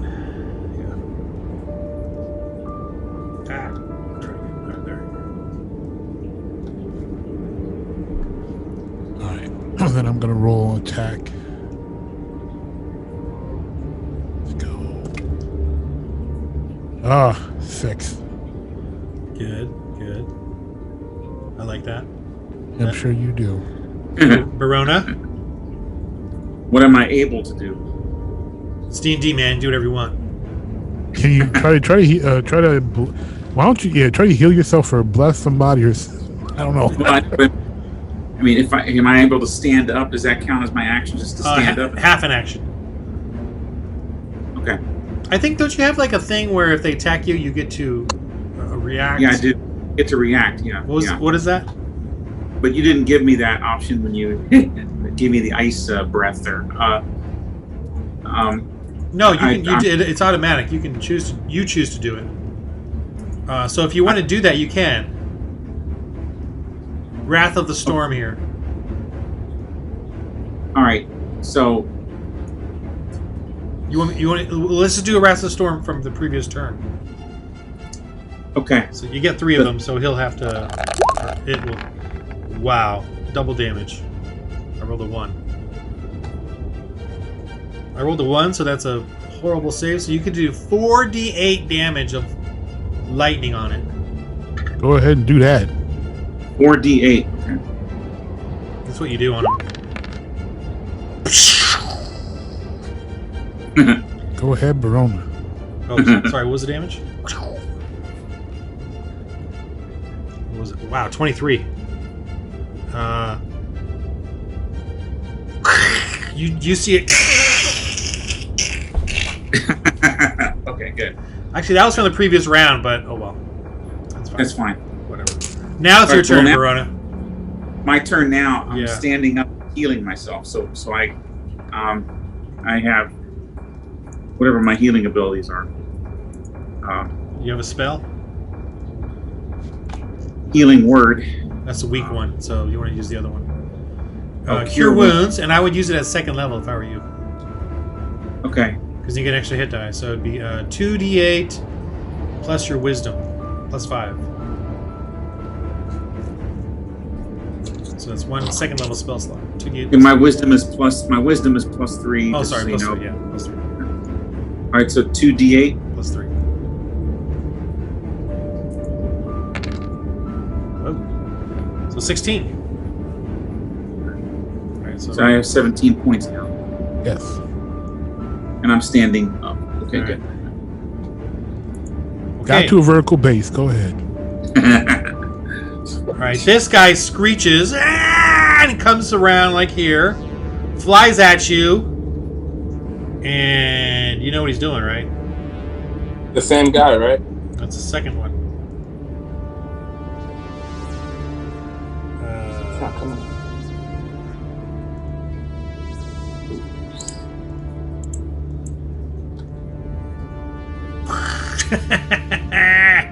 Save! Oh, I'm gonna, yeah. Trotter saves too. He's flying over you. The save is a... good question. The save is a 12 Constitution save. Oh, and Kirak, you have cold resistance, so if you fail, you only take half damage, and if you succeed, you take no damage.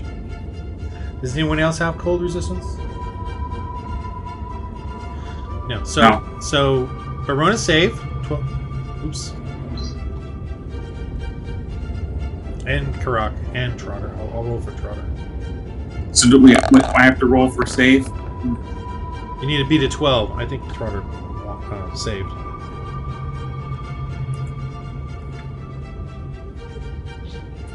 Yeah, he saved.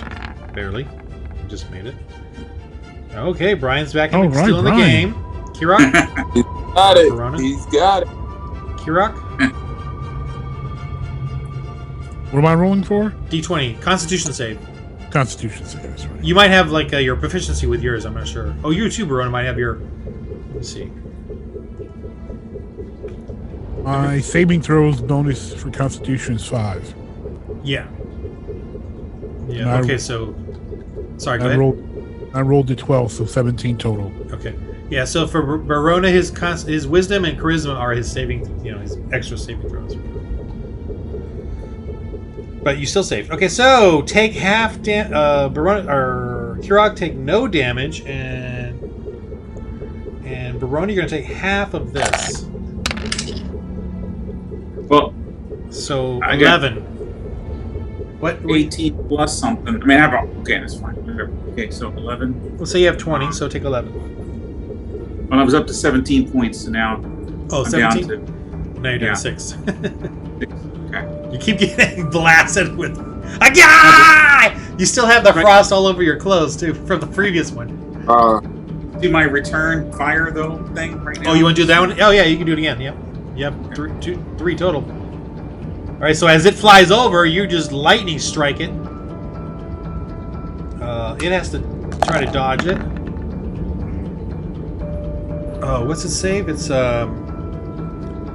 is it a dex save? What does your character sheet say? 13 dex save. Okay, so it's saved. Oh, it takes half damage though. So it rolled 2d8. Okay. Take half of that. Ooh, wow, big roller. All right. So -1. Okay. All right, now Trotter. Who wants to roll for his crossbow attack? Shoots. Anybody? I'll roll for it. Thank you. I'll roll here for it. +7. 13. Okay, I think that's a miss.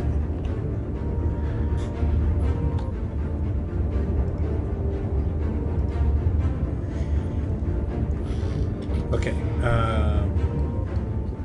Azul, your turn as the dragon flies over. Both the dragons are near each other, right? Well, this one's dead. Oh yeah, you can do your witch bolt, huh? Or you can switch targets or something? Well, he's dead, but now I'm just rolling the hit because Witch Bolt's an automatic hit. Oh, that's right. You got to roll to hit though, because it's a new target. Let me see. I think that's how it works. Oops. Witch. Hit. Need a 16 you hit? Yeah, I rolled an 18.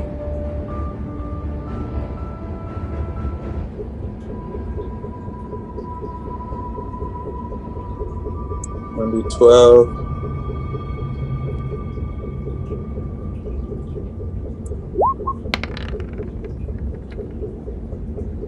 Eight, not bad. Okay. Then I'm just gonna use. Oh, I kind of want higher than 8. Does 8 kill him? Wait. I'm sorry. It does end. No, it doesn't. It can't move to another target. No, it's fine. I already rolled to hit. Oh, different. You're casting it again? Yeah. Oh, okay. I'm sorry. Yeah. So does 8 kill him? No, you did 8 points damage. All right. So I'm gonna use a sorcery point to re-roll my damage with this mind power. Re-roll damage up to 3. Okay, but next time you gotta use that at the beginning. That's fine. You're doing it, but try to use that when you cast a spell, not when you see a bad roll. But that's fine. Okay, go ahead. We'll go ahead and use it. That makes sense. So do I just roll 3 d12s? No, just roll 1. Oh, okay. And then see what you get. Wait, you rolled an 8? 12. All right. I guess you'll take. Oh, money. All right, that's a pretty good zap of black lightning. That's a great zap. Kirok, you get 1 swing as it flies by. Yeah, I'll Make swing it- at it. Make it count. Make it count. What am I? This is what? 16 What- overcuts.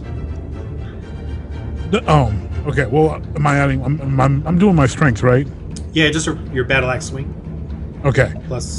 So 12 plus my I'm sure it's more than 4. strengths is 5, so 17 total.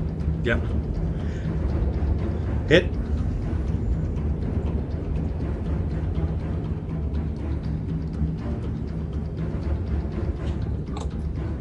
And then I'm gonna do what?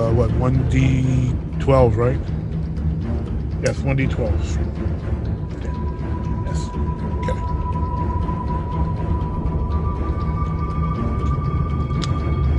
Three 3 plus plus my strength bonus. and bonus. Not your profession, though. Yeah, my attack bonus is 8. Huh? Oh, my Your strength. Oh no, I'm Strength looking plus at my 4. great axe. I was looking at my attack bonus on my great axe.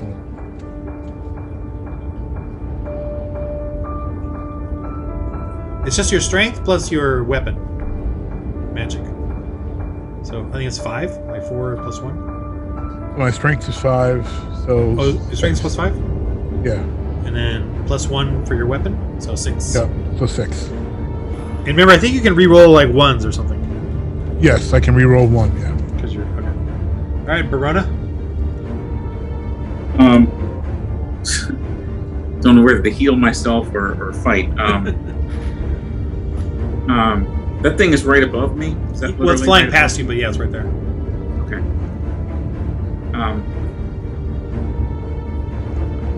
I'm gonna have to just do cure wounds and heal myself. So, You have So one how do I- second level how do I- spell slot left if you want. what's that? You have one second level spell slot left if you want to use this second level spell. I'll do the second level. So it's 2d8 plus 3. 2d8 plus 3. Yep. So 9, 9. 12. So I've now got 18 points total. Right, so he flies 60 feet, and you see him kind of fly off into the darkness.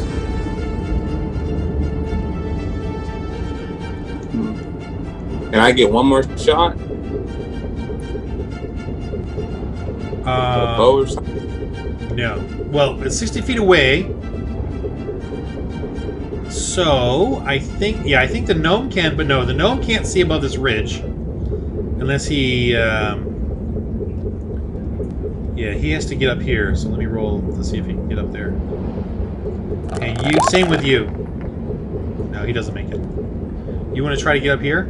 Oh, I'm sorry. The dogs have taken off. Right, they're down the road, quite a ways. Boo. Wow. I think they're in a. They ran into a canyon of the Yeti ambush.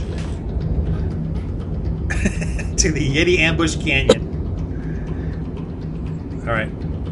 You got to get up this ridge here to get a whatever. Your wizard. Oh, that's right. This thing, once it goes beyond 30 feet, then it's canceled. It's gone. Just FYI. Wow. But you can try to run up there if you want. Roll your athletics. I'll try. You got your spike boots, so I'll roll your athletics to see if you can get up there.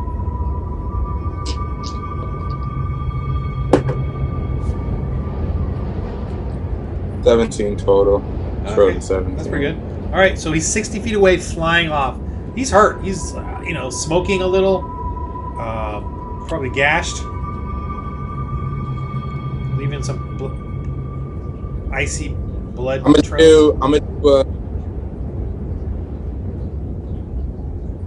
gonna do a scorching ray. You say he's 60 feet away. 60 scorching feet. ray goes. This one goes 120 feet. Okay.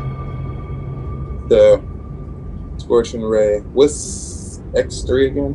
I always ask that. Oh, wait a minute. He's 120 feet away. Sorry, but you still can do it. So, Yeah, he so he's fleeing. So I roll wild magic too, right? Yeah. What's X3 again? I always forget that. Huh? Scorching ray Oh, X3, 120. you got 3 shots. So you got 3 chances of hitting. Oh, okay. But you only need to roll that wild magic once. Once, okay. What? I actually got one with the wild magic. All right, you got the wild magic. Cool. And 17. So I hit, right? Yeah. Okay. So the damage on that? Do I roll for the wild magic first or damage first? Damage, and then we'll roll for the wild magic. Okay. So damage is, hold on, I'll do it on here, is 2d6. So 2, hold on.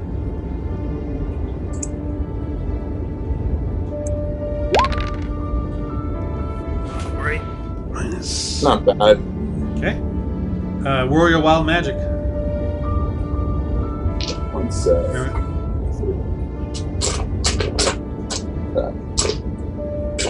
Do I have it? Oh, here we are.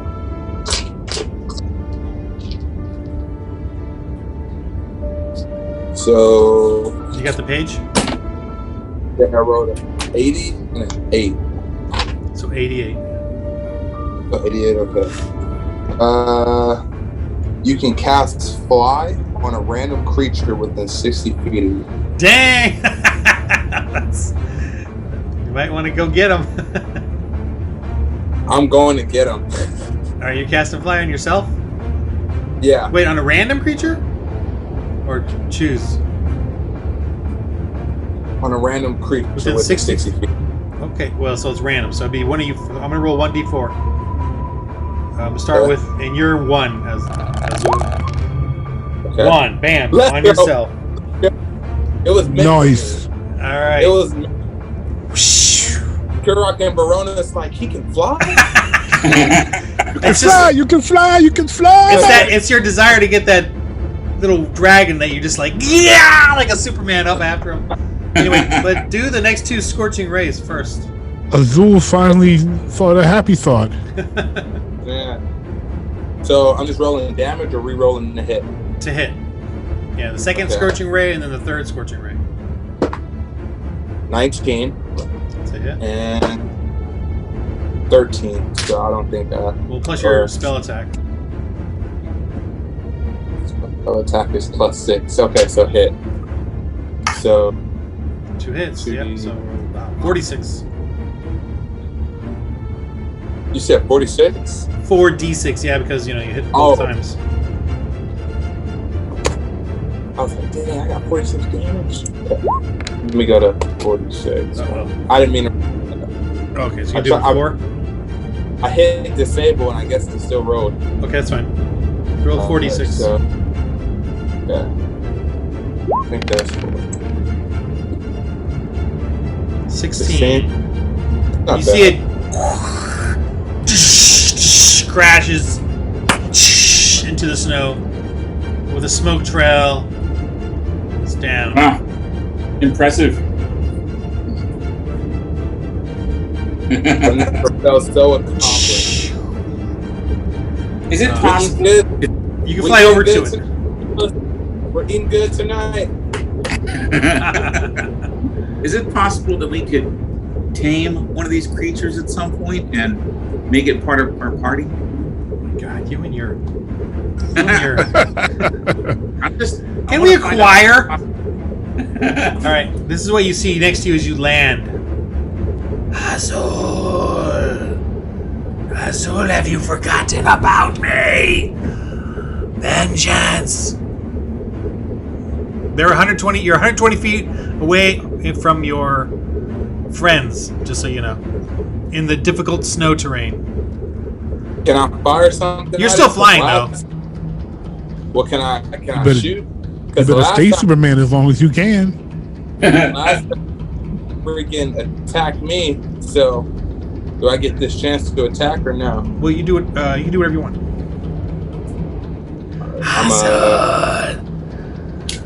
Vengeance! I'm gonna do a firebolt since it's a cantrip. On the poor little ghosty captain. Oh, Scoop, poor little. He attacked me last time, so yeah. Captain Charlie. All right, so what's this hit? An 11. 11. All right, that's a hit, and then 1d10. 1 sec.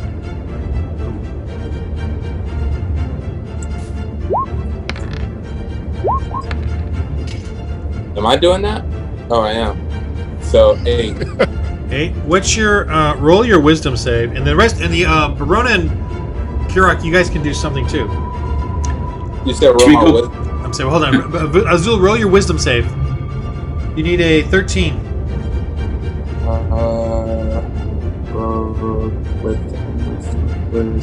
So just 15 14. total. You need a 14. 15 sorry. total. 15 total. Yeah. All right. Okay, Kurok. And What am I did I hit? rolling for? huh? What am I rolling for? Nothing. What do you want to do? Oh, Should we go get our dogs? I think. that's what I was thinking. That's what we need to be doing, is trying to go get them dogs. Yeah, you may not even see or know what's going on up here, unless you want to. But yeah, they're getting away. You might want to, and so is your mummy. Yeah, we need the mummy and the homie and the dogs. Azul's fine. I mean, I can't help Superman, so Yeah, right. I mean, the guy can fly. You know, the guy so can I don't- fly. So We lost your video, I'm Brian. going after the dogs. Yeah, sorry. My animal handling is okay. That's 17, and my animal handling is 3, so that's 20 total.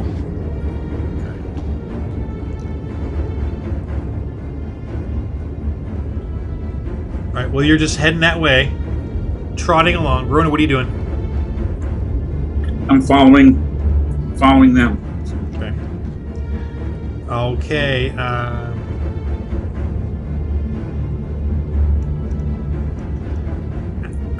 Should Wait, we Did I loot hit or the no? dragons though? Yeah, you did. Should we loot the dragons? Yeah. We did. Okay. Okay. Azul, your turn. Oh, he's just. All right. He's trying to reach out to you, but you're flying, so he can't do it. So what do you do, Azul? You definitely weaken him with the fire. Since it's a cantrip, I'm using it again, man. All right. Yeah, you have it. Oh wait, he can fly too. 16, so that's a hit. Okay. Roll. And then 1d10.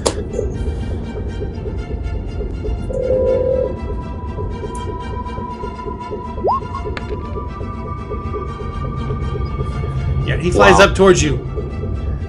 Tries to, like, reach you to choke you. You owe me! Ooh, that's a hit. He grabs you.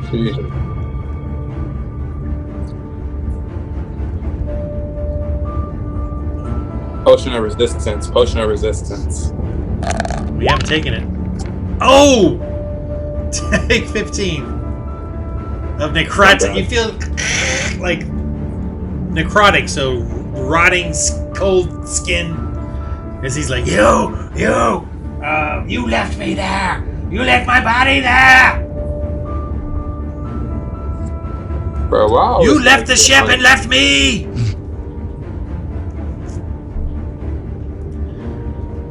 All my treasure. All right. I guess we'll do a dog race here. I'm gonna roll the dogs. 9-ish. Okay. We need Azul. He can fly. He can catch these dogs. Right. That's an idea. Yes. What are you guys thinking? I'm in the middle of a fight right now. Kirok, Verona, what are you guys doing? Is there some kind of a spell that I can cast that will slow these guys down? Dogs? Slow the dogs down? Yeah, the dog slow spell. Well, I have animal handling. Is there some way I can reach out to them telepathically or anything? Look on your sheet, man. Know your sheet. Know your spells. I'm just following along at this point. Kirok, anything? All right.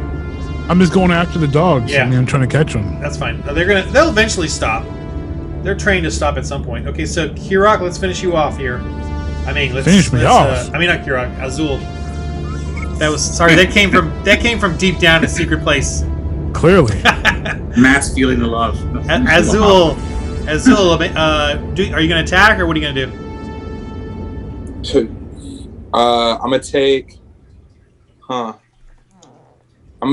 Potion of resistance is an action, huh? Yeah. I mean, I might as well just take that just to be safe, just to take half damage, if anything. So I'm gonna just take that. Oh no, I take that back. Remember, it's only for physical attacks, not magical. What the heck? Okay. Dude. Alright, dude, I'm just gonna attack. You gonna blast him? Give me 1 sec. Sorry, I'm being mean to you. I'm having a great game, so I'm okay. Okay. So. Oh, remember, you gotta do wild magic every time you cast a spell. Well, I don't know if it's with cantrips, though. We'll say no. I'll say no with cantrips. I can't find... What is Blade Ward again? Yeah, that's a cantrip. You have it? I do. But I'm trying to find where it is on my list to see what it does. Oops. Oh, right here. Resists weapon attacks. So is he attacking me with a weapon or no? No, with his hands. Okay. Alright, then I'm just gonna do... I already used 2 spells, so this is my 3rd one. And I'm gonna just use a Witch Bolt just because it's stronger. So... Witch Bolt? And you said, yeah, this is the last time I can... Because I only get to go... Yeah, so this is my last chance. Right. You need 11. So I have to roll wild magic for this one, right? Yeah, for sure. Dude, I really can't believe I'm really rolling a 1 right now. Another 1? Okay. Hopefully this doesn't shoot me in the foot. What? I rolled a 16, so that's a hit, right? Yeah. So I roll damage first, correct? Yeah. It is 1d12. Yeah, 1d12. 1 sec.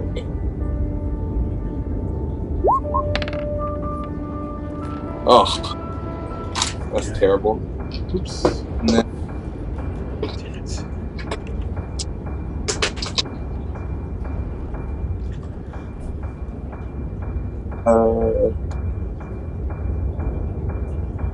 So 53. Yeah. So 53. You are immune to being intoxicated by alcohol for the next 5d6 days. So I could like drink my life away and not get affected by it? 5d6 days? Yeah. Wow. So 20 days. I'm drinking, fellas. Write that down. So I guess you could That's so random. I know. You can make a bet with somebody and outdrink them and win some money. Oh, that's so smart. And 20 days, right? Yeah. So that's quite a while. All right, so do your oh, you did your damage. Okay, so he attacks you with his withering touch. Oh, misses. Miss. Yes. Okay, you guys just roll your athletics to catch up to the dogs sooner or later. I mean, you're gonna get there sooner or later, but I want to see how sooner or later.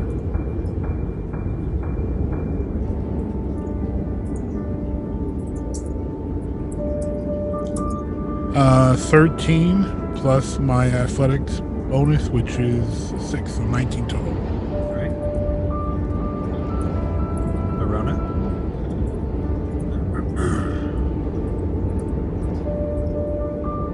Did you roll, Verona?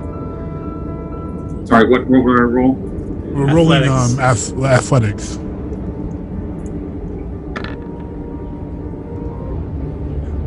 Right, I'll put you behind him. Okay, real quick, Azul, do your Witch Bolt. I have a 2 in athletics, naturally. Okay. Well, that's pretty good, Actually. yeah. Just roll damage. Yeah, roll damage.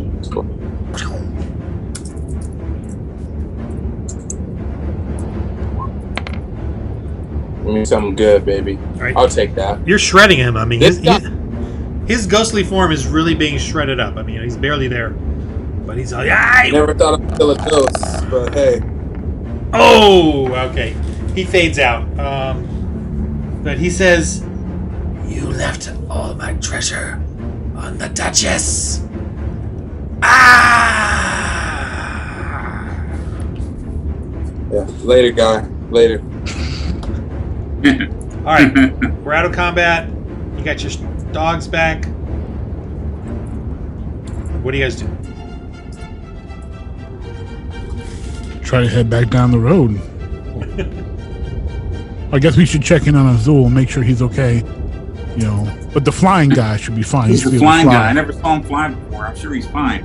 Yeah. All right, what do you guys do? I'm great. I'm flying. Life's good. Killed a dragon. Freak. Never thought, I could fight a ghost and try and kill a ghost, but hey, I didn't make the game. So I come back down. Wait, should I stay over here and try and get some meat off this guy, or right over to the dragon? Sure. Yes. With the dragon. We got to. We're dragon looters. Loot that. And we want dragon teeth, wings, everything. Everything.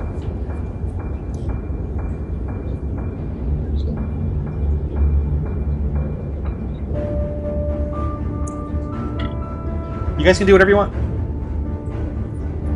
Well, let's get these get back in these dog sleds and get to town, get warmed up, and get some grub. Sounds smart. I'd like to get some food in me so I can get fully healed too. You and me both. All right, so you guys got to move along this road. What do you? We can use those dancing lights again. Do you take the dragons? Yeah, we have to. Yeah. They're pretty heavy, so it's going to be a little slower. That's okay, because I'm hoping that they were terrorizing the local area, and they'll be so glad to see us. And there's meat on those bones. And there's meat on these bones. Dragon meat. All right.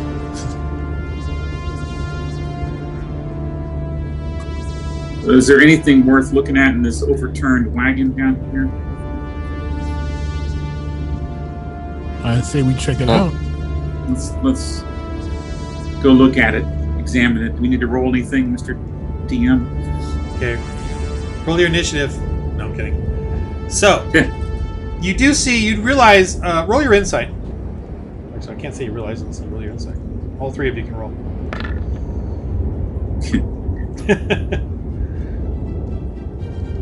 So I have 7 total for insight. I figured. 19. 19. Insight. 13 total. Okay, you realize that these look like they were. This wagon is destroyed. It's a husk of a frozen horse. The inside of the it's all broken out, and you realize that they were. Was a space where they could the dragons could overlook the space, and were waiting for prey or something. Okay, and now roll your perception to look if you want to look around.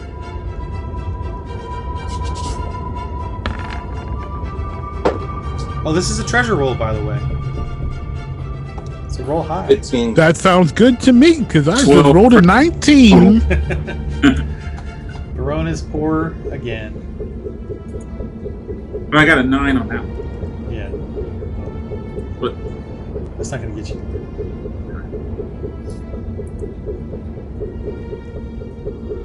Okay, so... would you roll... Okay, Kirok, let's go with your 19. Mm-hmm. All right, roll 1d4. 1d4. As you guys are searching around. 3. Okay, roll 1d20.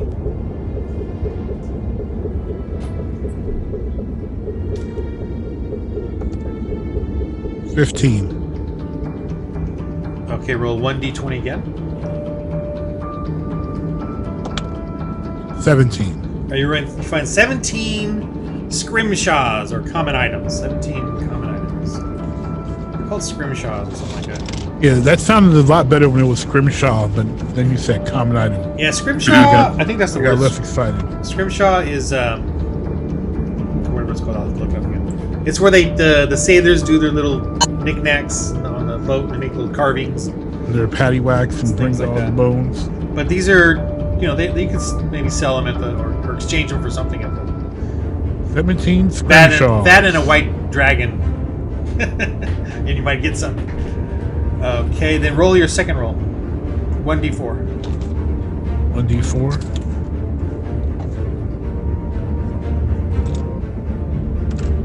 4. Okay, 1d20. 14. Oh, you find a gem that feels something. If that's clear enough for you. One gem that feels something. You feel something on it. Okay, Azul, you rolled a 15? Yes. Yeah, roll 1d4.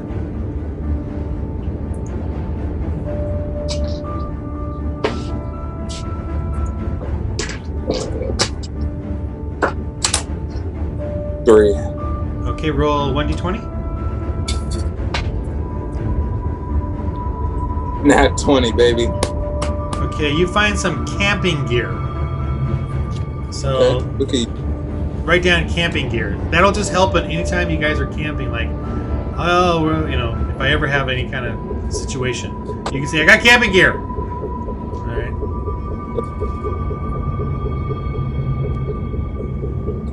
So that was in the wagon, or at least what you guys could find in the snow, scattered around the debris. You do notice as well, though, that there were some human bones amongst it, like broken, scattered, chewed on. Human bones. More than just 2. There was a dozen, maybe half a dozen, a dozen bones. And you could say that some were here but some were kind of scattered around the backside as well.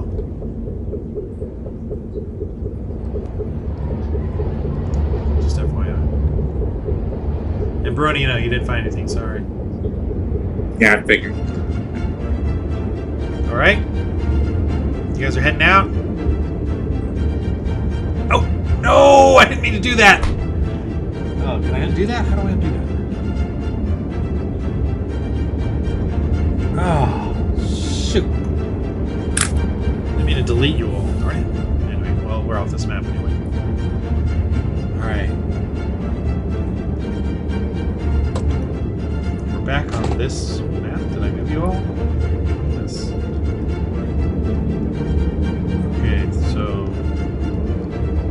the weather is still pretty good. Okay, so you're at a fork in the road. You can go to East Haven, or you can go north like you all wanted to.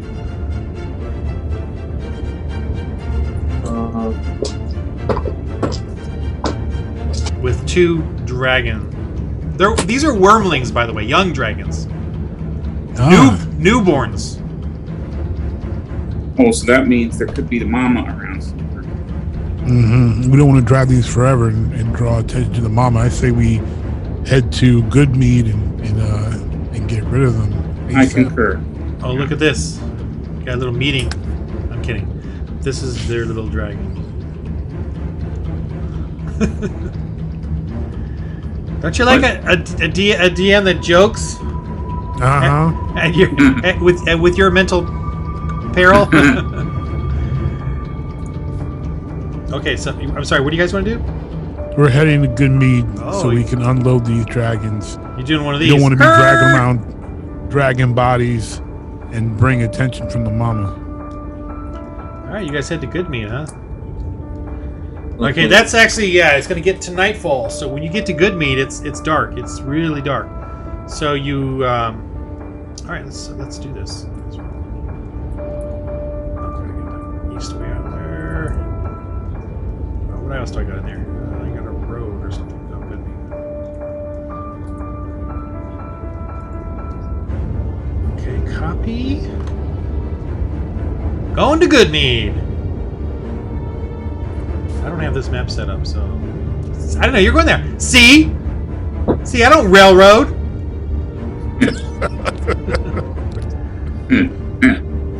Well, I love railroading, but I don't.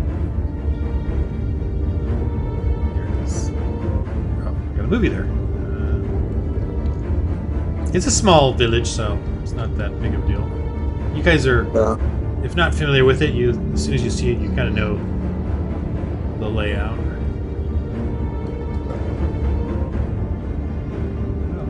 Oh, size is pretty good. All right, you guys coming along this road here?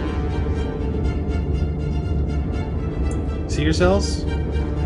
Yep. I definitely got to put in the dark lighting though, even though you see the whole town right now.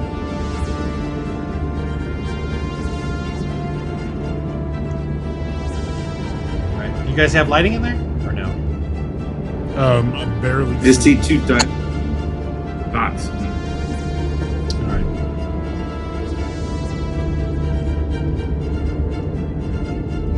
That is 2 dots. We need the ambiance.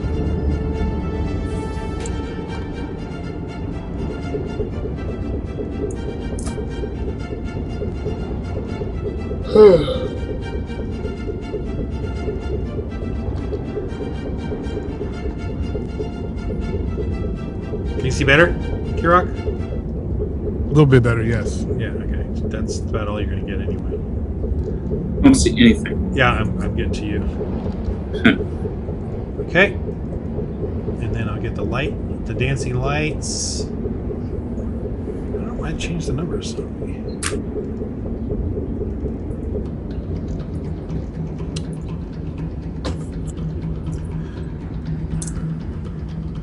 Alrighty. So, because you're getting there at night, you're not sure. You guys can see at least, right? Oh, that's all? Mm-hmm. Dang it! Only a small circle around each other, right? Yeah, very small circle. Oh, okay. Yes. I didn't mean it to be that small.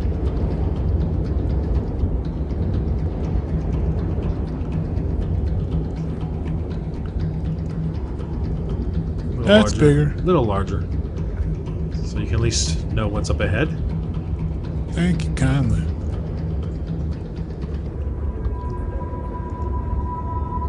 Man, the scale on this thing is really unexpected.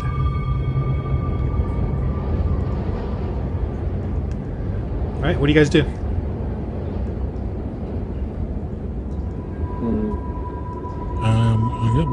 We need to try to find an inn so we can sleep somewhere. Yeah. Wait. All right. It's nighttime, right? And the day's pretty much over. Yeah. No shops are going to be open for us to sell our dragon bodies. Well, I have camping gear. Oh, let me see what the weather's like at this point. Yeah, it depends upon... Oh, yeah, it's so blizzardy. It's blizzardy. So I wouldn't say your camping gear is good enough for that, you know what I mean? Of course it's not, after a nat 20. You rolled a nat 20? Yeah.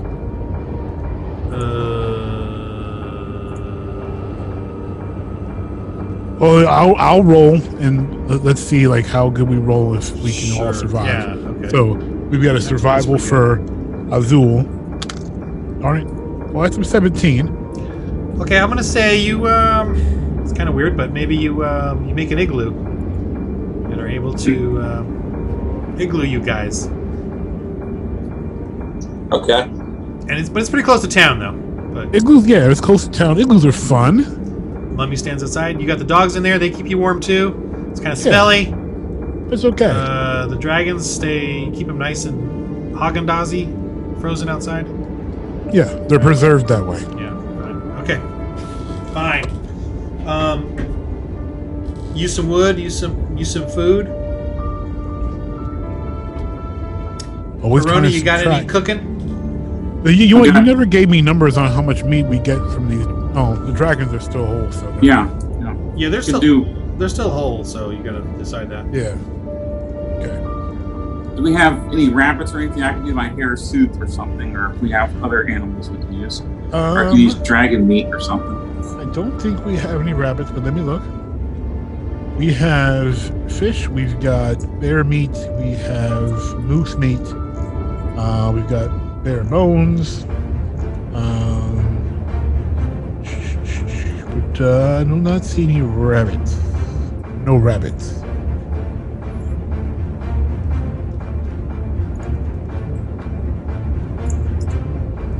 And then each of us should have some of the healing biscuits. That's the only food that I see.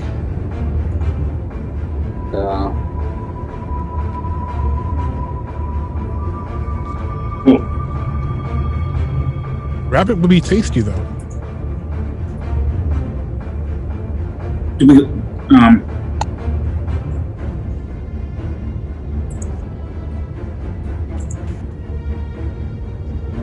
got knucklehead. We can do knucklehead soup, right? We got plenty of trout, right? All right. So I need to roll a D4, or what do I need to roll for the knucklehead soup? Ron? What's the DC on that? DC 12. Yeah, so you get your profession and your wisdom. Or so wisdom plus 2. So I roll a D20 though, right? yeah. And then you get okay, so yeah, plus your so you make it.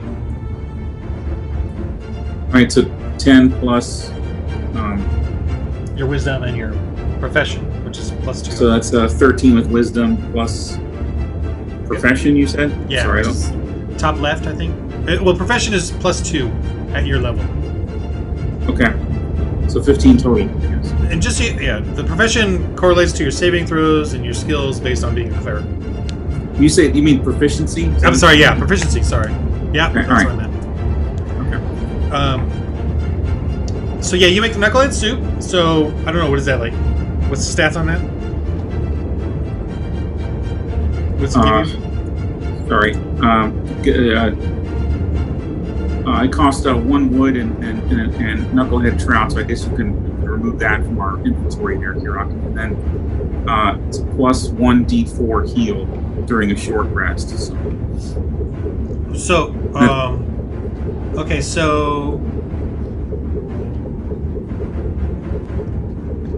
each of you, yeah, so each of you can get 1d4 heal during your short rest. Or maybe you want to, Verona, maybe you should write that down. You have Knucklehead Soup times 4. And then you can give that out during your short rest and heal people an extra 1d4. You know what I'm saying? So you should write that down as you have 4 servings of Knucklehead Soup. Or Knucklehead Soup times 4. You just write it down in the notes or whatever. So they, I don't know if anybody needs it right now, but because you're going to all heal up, so you don't need it right now. But you can save it, so if you guys get into a fight and you do a short rest, you can then bring that out. So it's like little mini. We can save it in a pouch or something and drink. Yeah, it's like a mini potion for later. But it's not super magical because you still need a short rest, like an hour, for it to help heal you.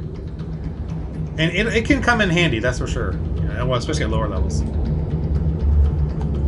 So so they don't partake of it right now. You keep it for later. But you can. But you could have made that during a short rest, and then helped heal them as well. Okay. But anyway, all right. So the next day. Still stormy, man. Still pretty stormy out there. You guys are covered in that cool little igloo that Azul was able to make. Azul, roll your religion.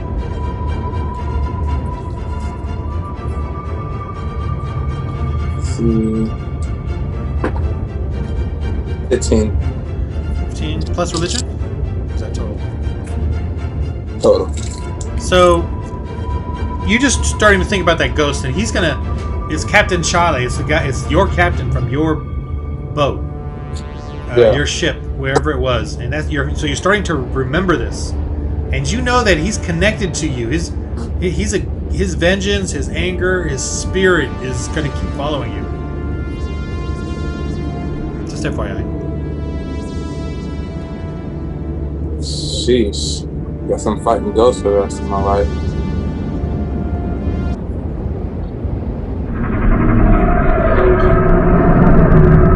I'll write that down.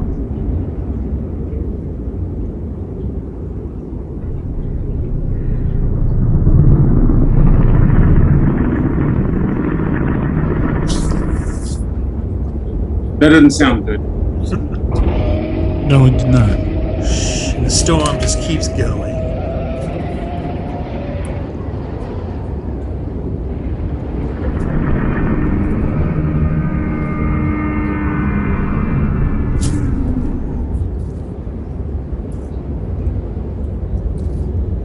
All right, so next morning.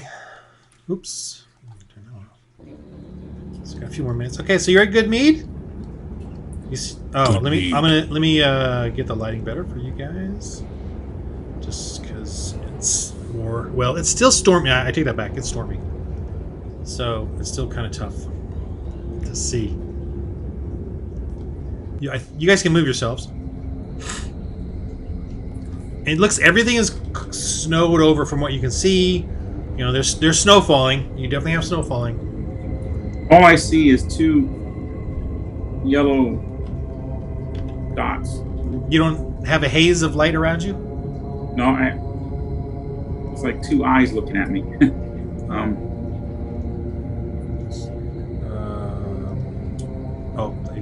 Sorry. I don't have you controlling the guy. There. There we go. Okay. Everyone can have an aura of light around them. You have a radius of light, at least, right? Yeah. All right, you guys feel free to move yourselves. There's no combat. You guys can search around. It's very blizzardy and let me. There's a house over here. We can knock on this door and see. Don't go too fast. Stay together now, people. Stay together. Let's move like bit at a time. Flanking the house. Bit at a time. Well, do you guys see this house here? We can check it out. Yeah, it looks empty and bashed. Like the windows are broken. Snow's in it, inside of it. Azul, you better move along.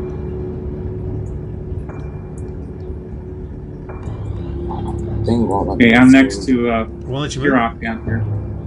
It says you Did can we lose our mommy, by the way? Or did we get him back? You got the right guy? This guy. I'll move the rest. Okay. Yeah, the mummy's with us. I just can't move him. Well, oh. But you can move him. You can move him. Okay. Then... You can see a... Oh, I should probably... Let me just... Yeah, it looks like all the building... Not all. And it's all the variations of this theme. But windows are broken into. Doors are bashed in. Crates and barrels are crushed. You know, some are and some aren't. But it's a little too many. And houses look empty. Or empty-ish.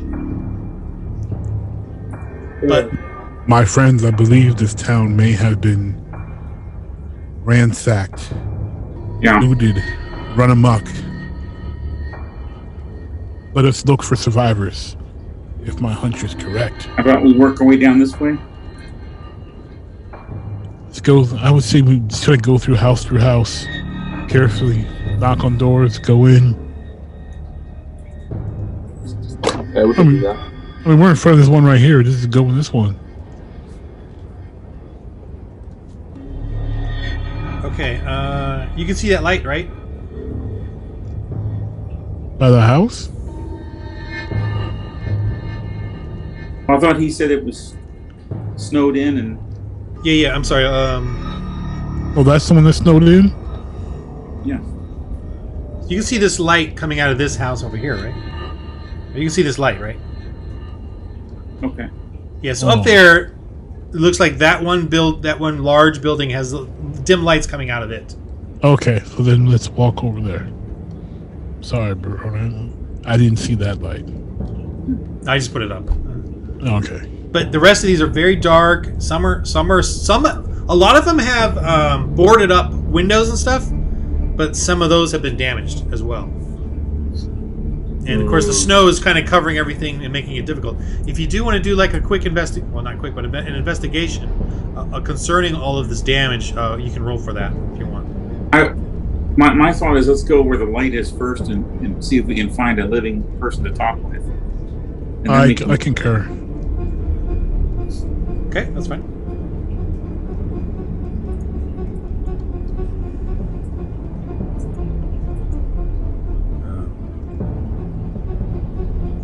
Okay, Azul, you got the highest persuasion. We probably need you to smooth talk to these people. Take you to. Who goes there? Who goes there? Don't come any closer. Who are you? I can't move. We are friends. Can't move. Make sure you got the right person. Oh, okay.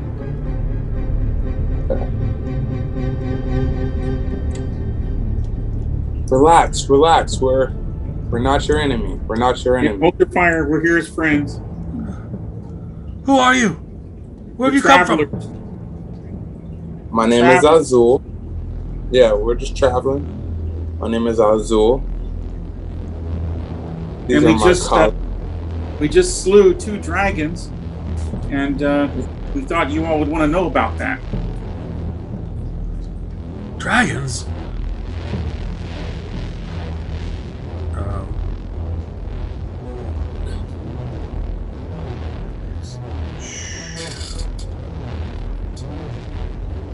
You see, what do you mean dragons? What? You see an, hold on a minute. Hold on. I got one more character to pull out here. It looks like somebody from Harry Potter. Yeah.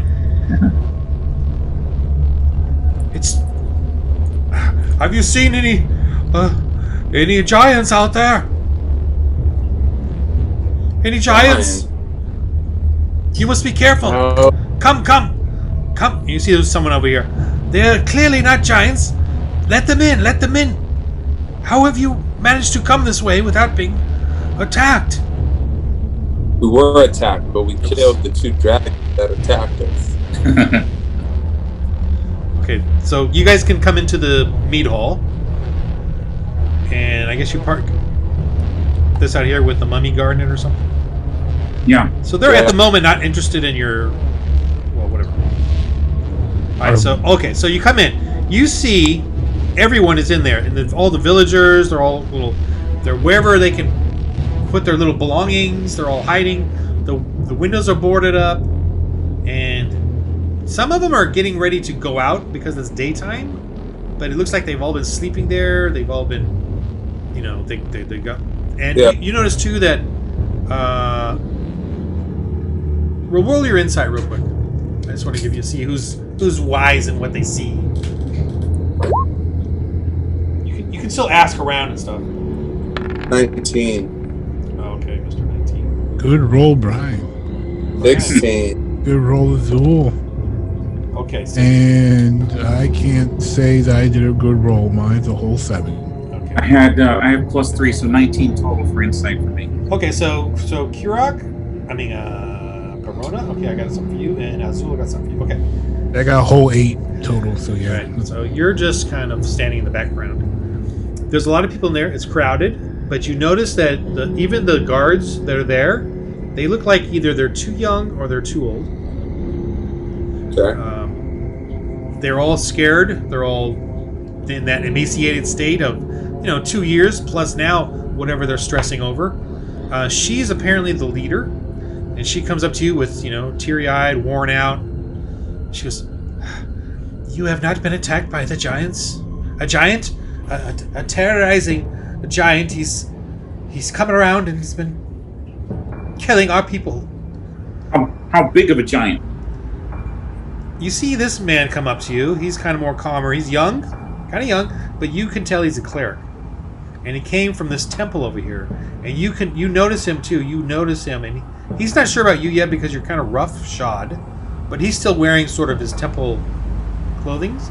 And you can tell he's a worshiper of Talos, the storm god. Which you're a little. I'm just giving you that because of your. Right. I'm giving you that you're like you have the same magic as he does. He may have the same magic you, but the reason I'm telling you more than I should is because you rolled a 19 on your insight. Anyway, so I'm gonna just roleplay this one. So he says, "It is Vinnerbeg. They are smaller than hill giants, but they are just as vicious. This Vinnerbeg has been coming around and terrorizing us." And he says, "Real Sparrow, Untapur's husband took the best men to go and fight him days ago, but has never returned." Well met, brother. You are a cleric here in this town. "I am. Are you? You look like one of the cloth, one of magic's. Are you?" I've been on the road for some time now, but we are from Bremen, from the monastery. Oh, that monastery. So you've left it then and come out to be one of action, one who does things. We heard that maybe we could help. There's been a curse on this land, and we want to do what we can to help. So we're traveling around, meeting people. We've been privileged enough to help a few villages, and we're first timers here. So how can we help you?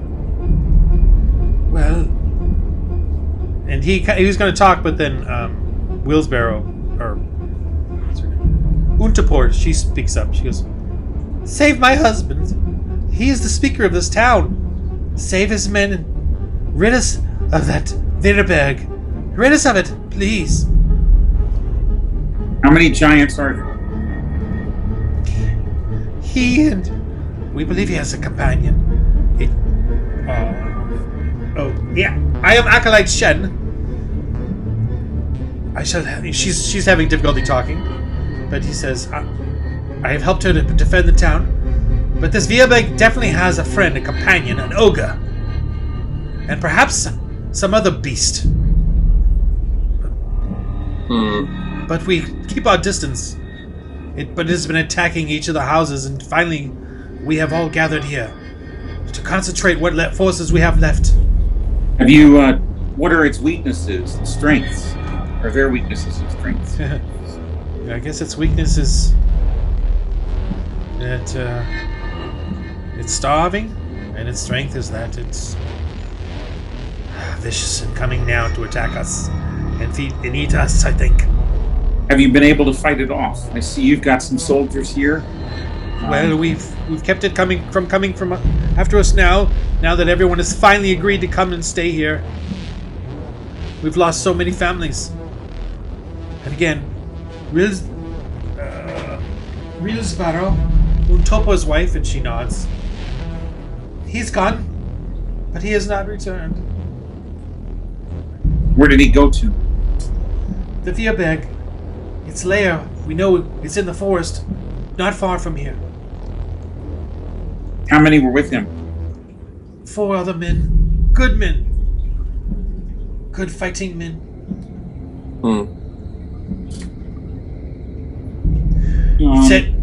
You say you can kill dragons. Then you must surely be able to kill a Vierberg. Well, we can try. So we shall end it here. But let's do your XP. Yes, let's. Oh, it's probably not gonna be that much. I killed a dragon and flew. It better be mine. Right, my man flew. Yeah, he flew. He got dragon, death, and fly. He's like, nah, that's not much. For 20 days and not get drunk? Come on now. Come on now. You guys are looking at greatness today. Yeah.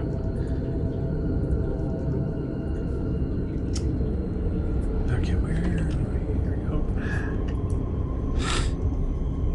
we? Yeah, these aren't that tough. You guys think they're tough, but they're not that tough.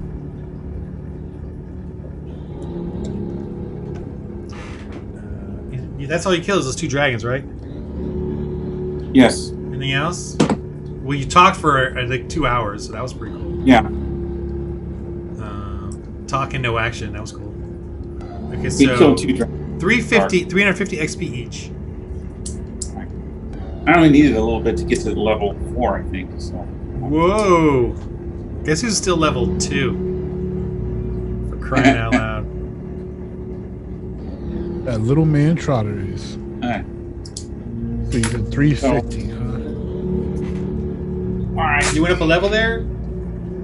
I think I'm up a level. I gotta confirm when I look at my sheet at the house, but I think I was only short like 300 points or so to get to level 4. But I'll confirm when I get to the house. So. Alright, this is the town of action. This one. That's what this is. Alright, guys. Although we're at 5250, so. Man, we're getting there. Closer. I think one more maybe should do it, depending on what we do. Yeah. Depending on how many heads we take. Alright, see you, Brian. Help my wife. Take it easy. Yeah, right. See you, bro. Brian. Yeah, I think 350 might be the lowest like we've ever gotten. I think so. Yeah, definitely. So I think one more, like, great game, that ought to do it. Yeah, if we have another game that we had last week where we just, went through everything. You mean that? Exactly. You mean the week before that? No, it was last week. No, last week you only had the 2 fights, like the. Yeah, we had 2 fights last week. Yeah. No, you only had you didn't have a lot of combat in the last week. Remember? Oh, we had small combat. Yeah. The week before that, you had the Tourmaline was when you did a lot of fighting. That's true. Yeah. All right, so hopefully now you've gotten somewhere and you can do some fighting. Gonna go fight a Vierbig, unless you don't fight a Vierbig, or you can run away. That's fine. Totally. No, his head's coming off. Need the XP. Until next time. All right. Good game, Matt. Thank you. Good game, gentlemen. Enjoy your evenings. Yeah. Yes, sir. Likewise.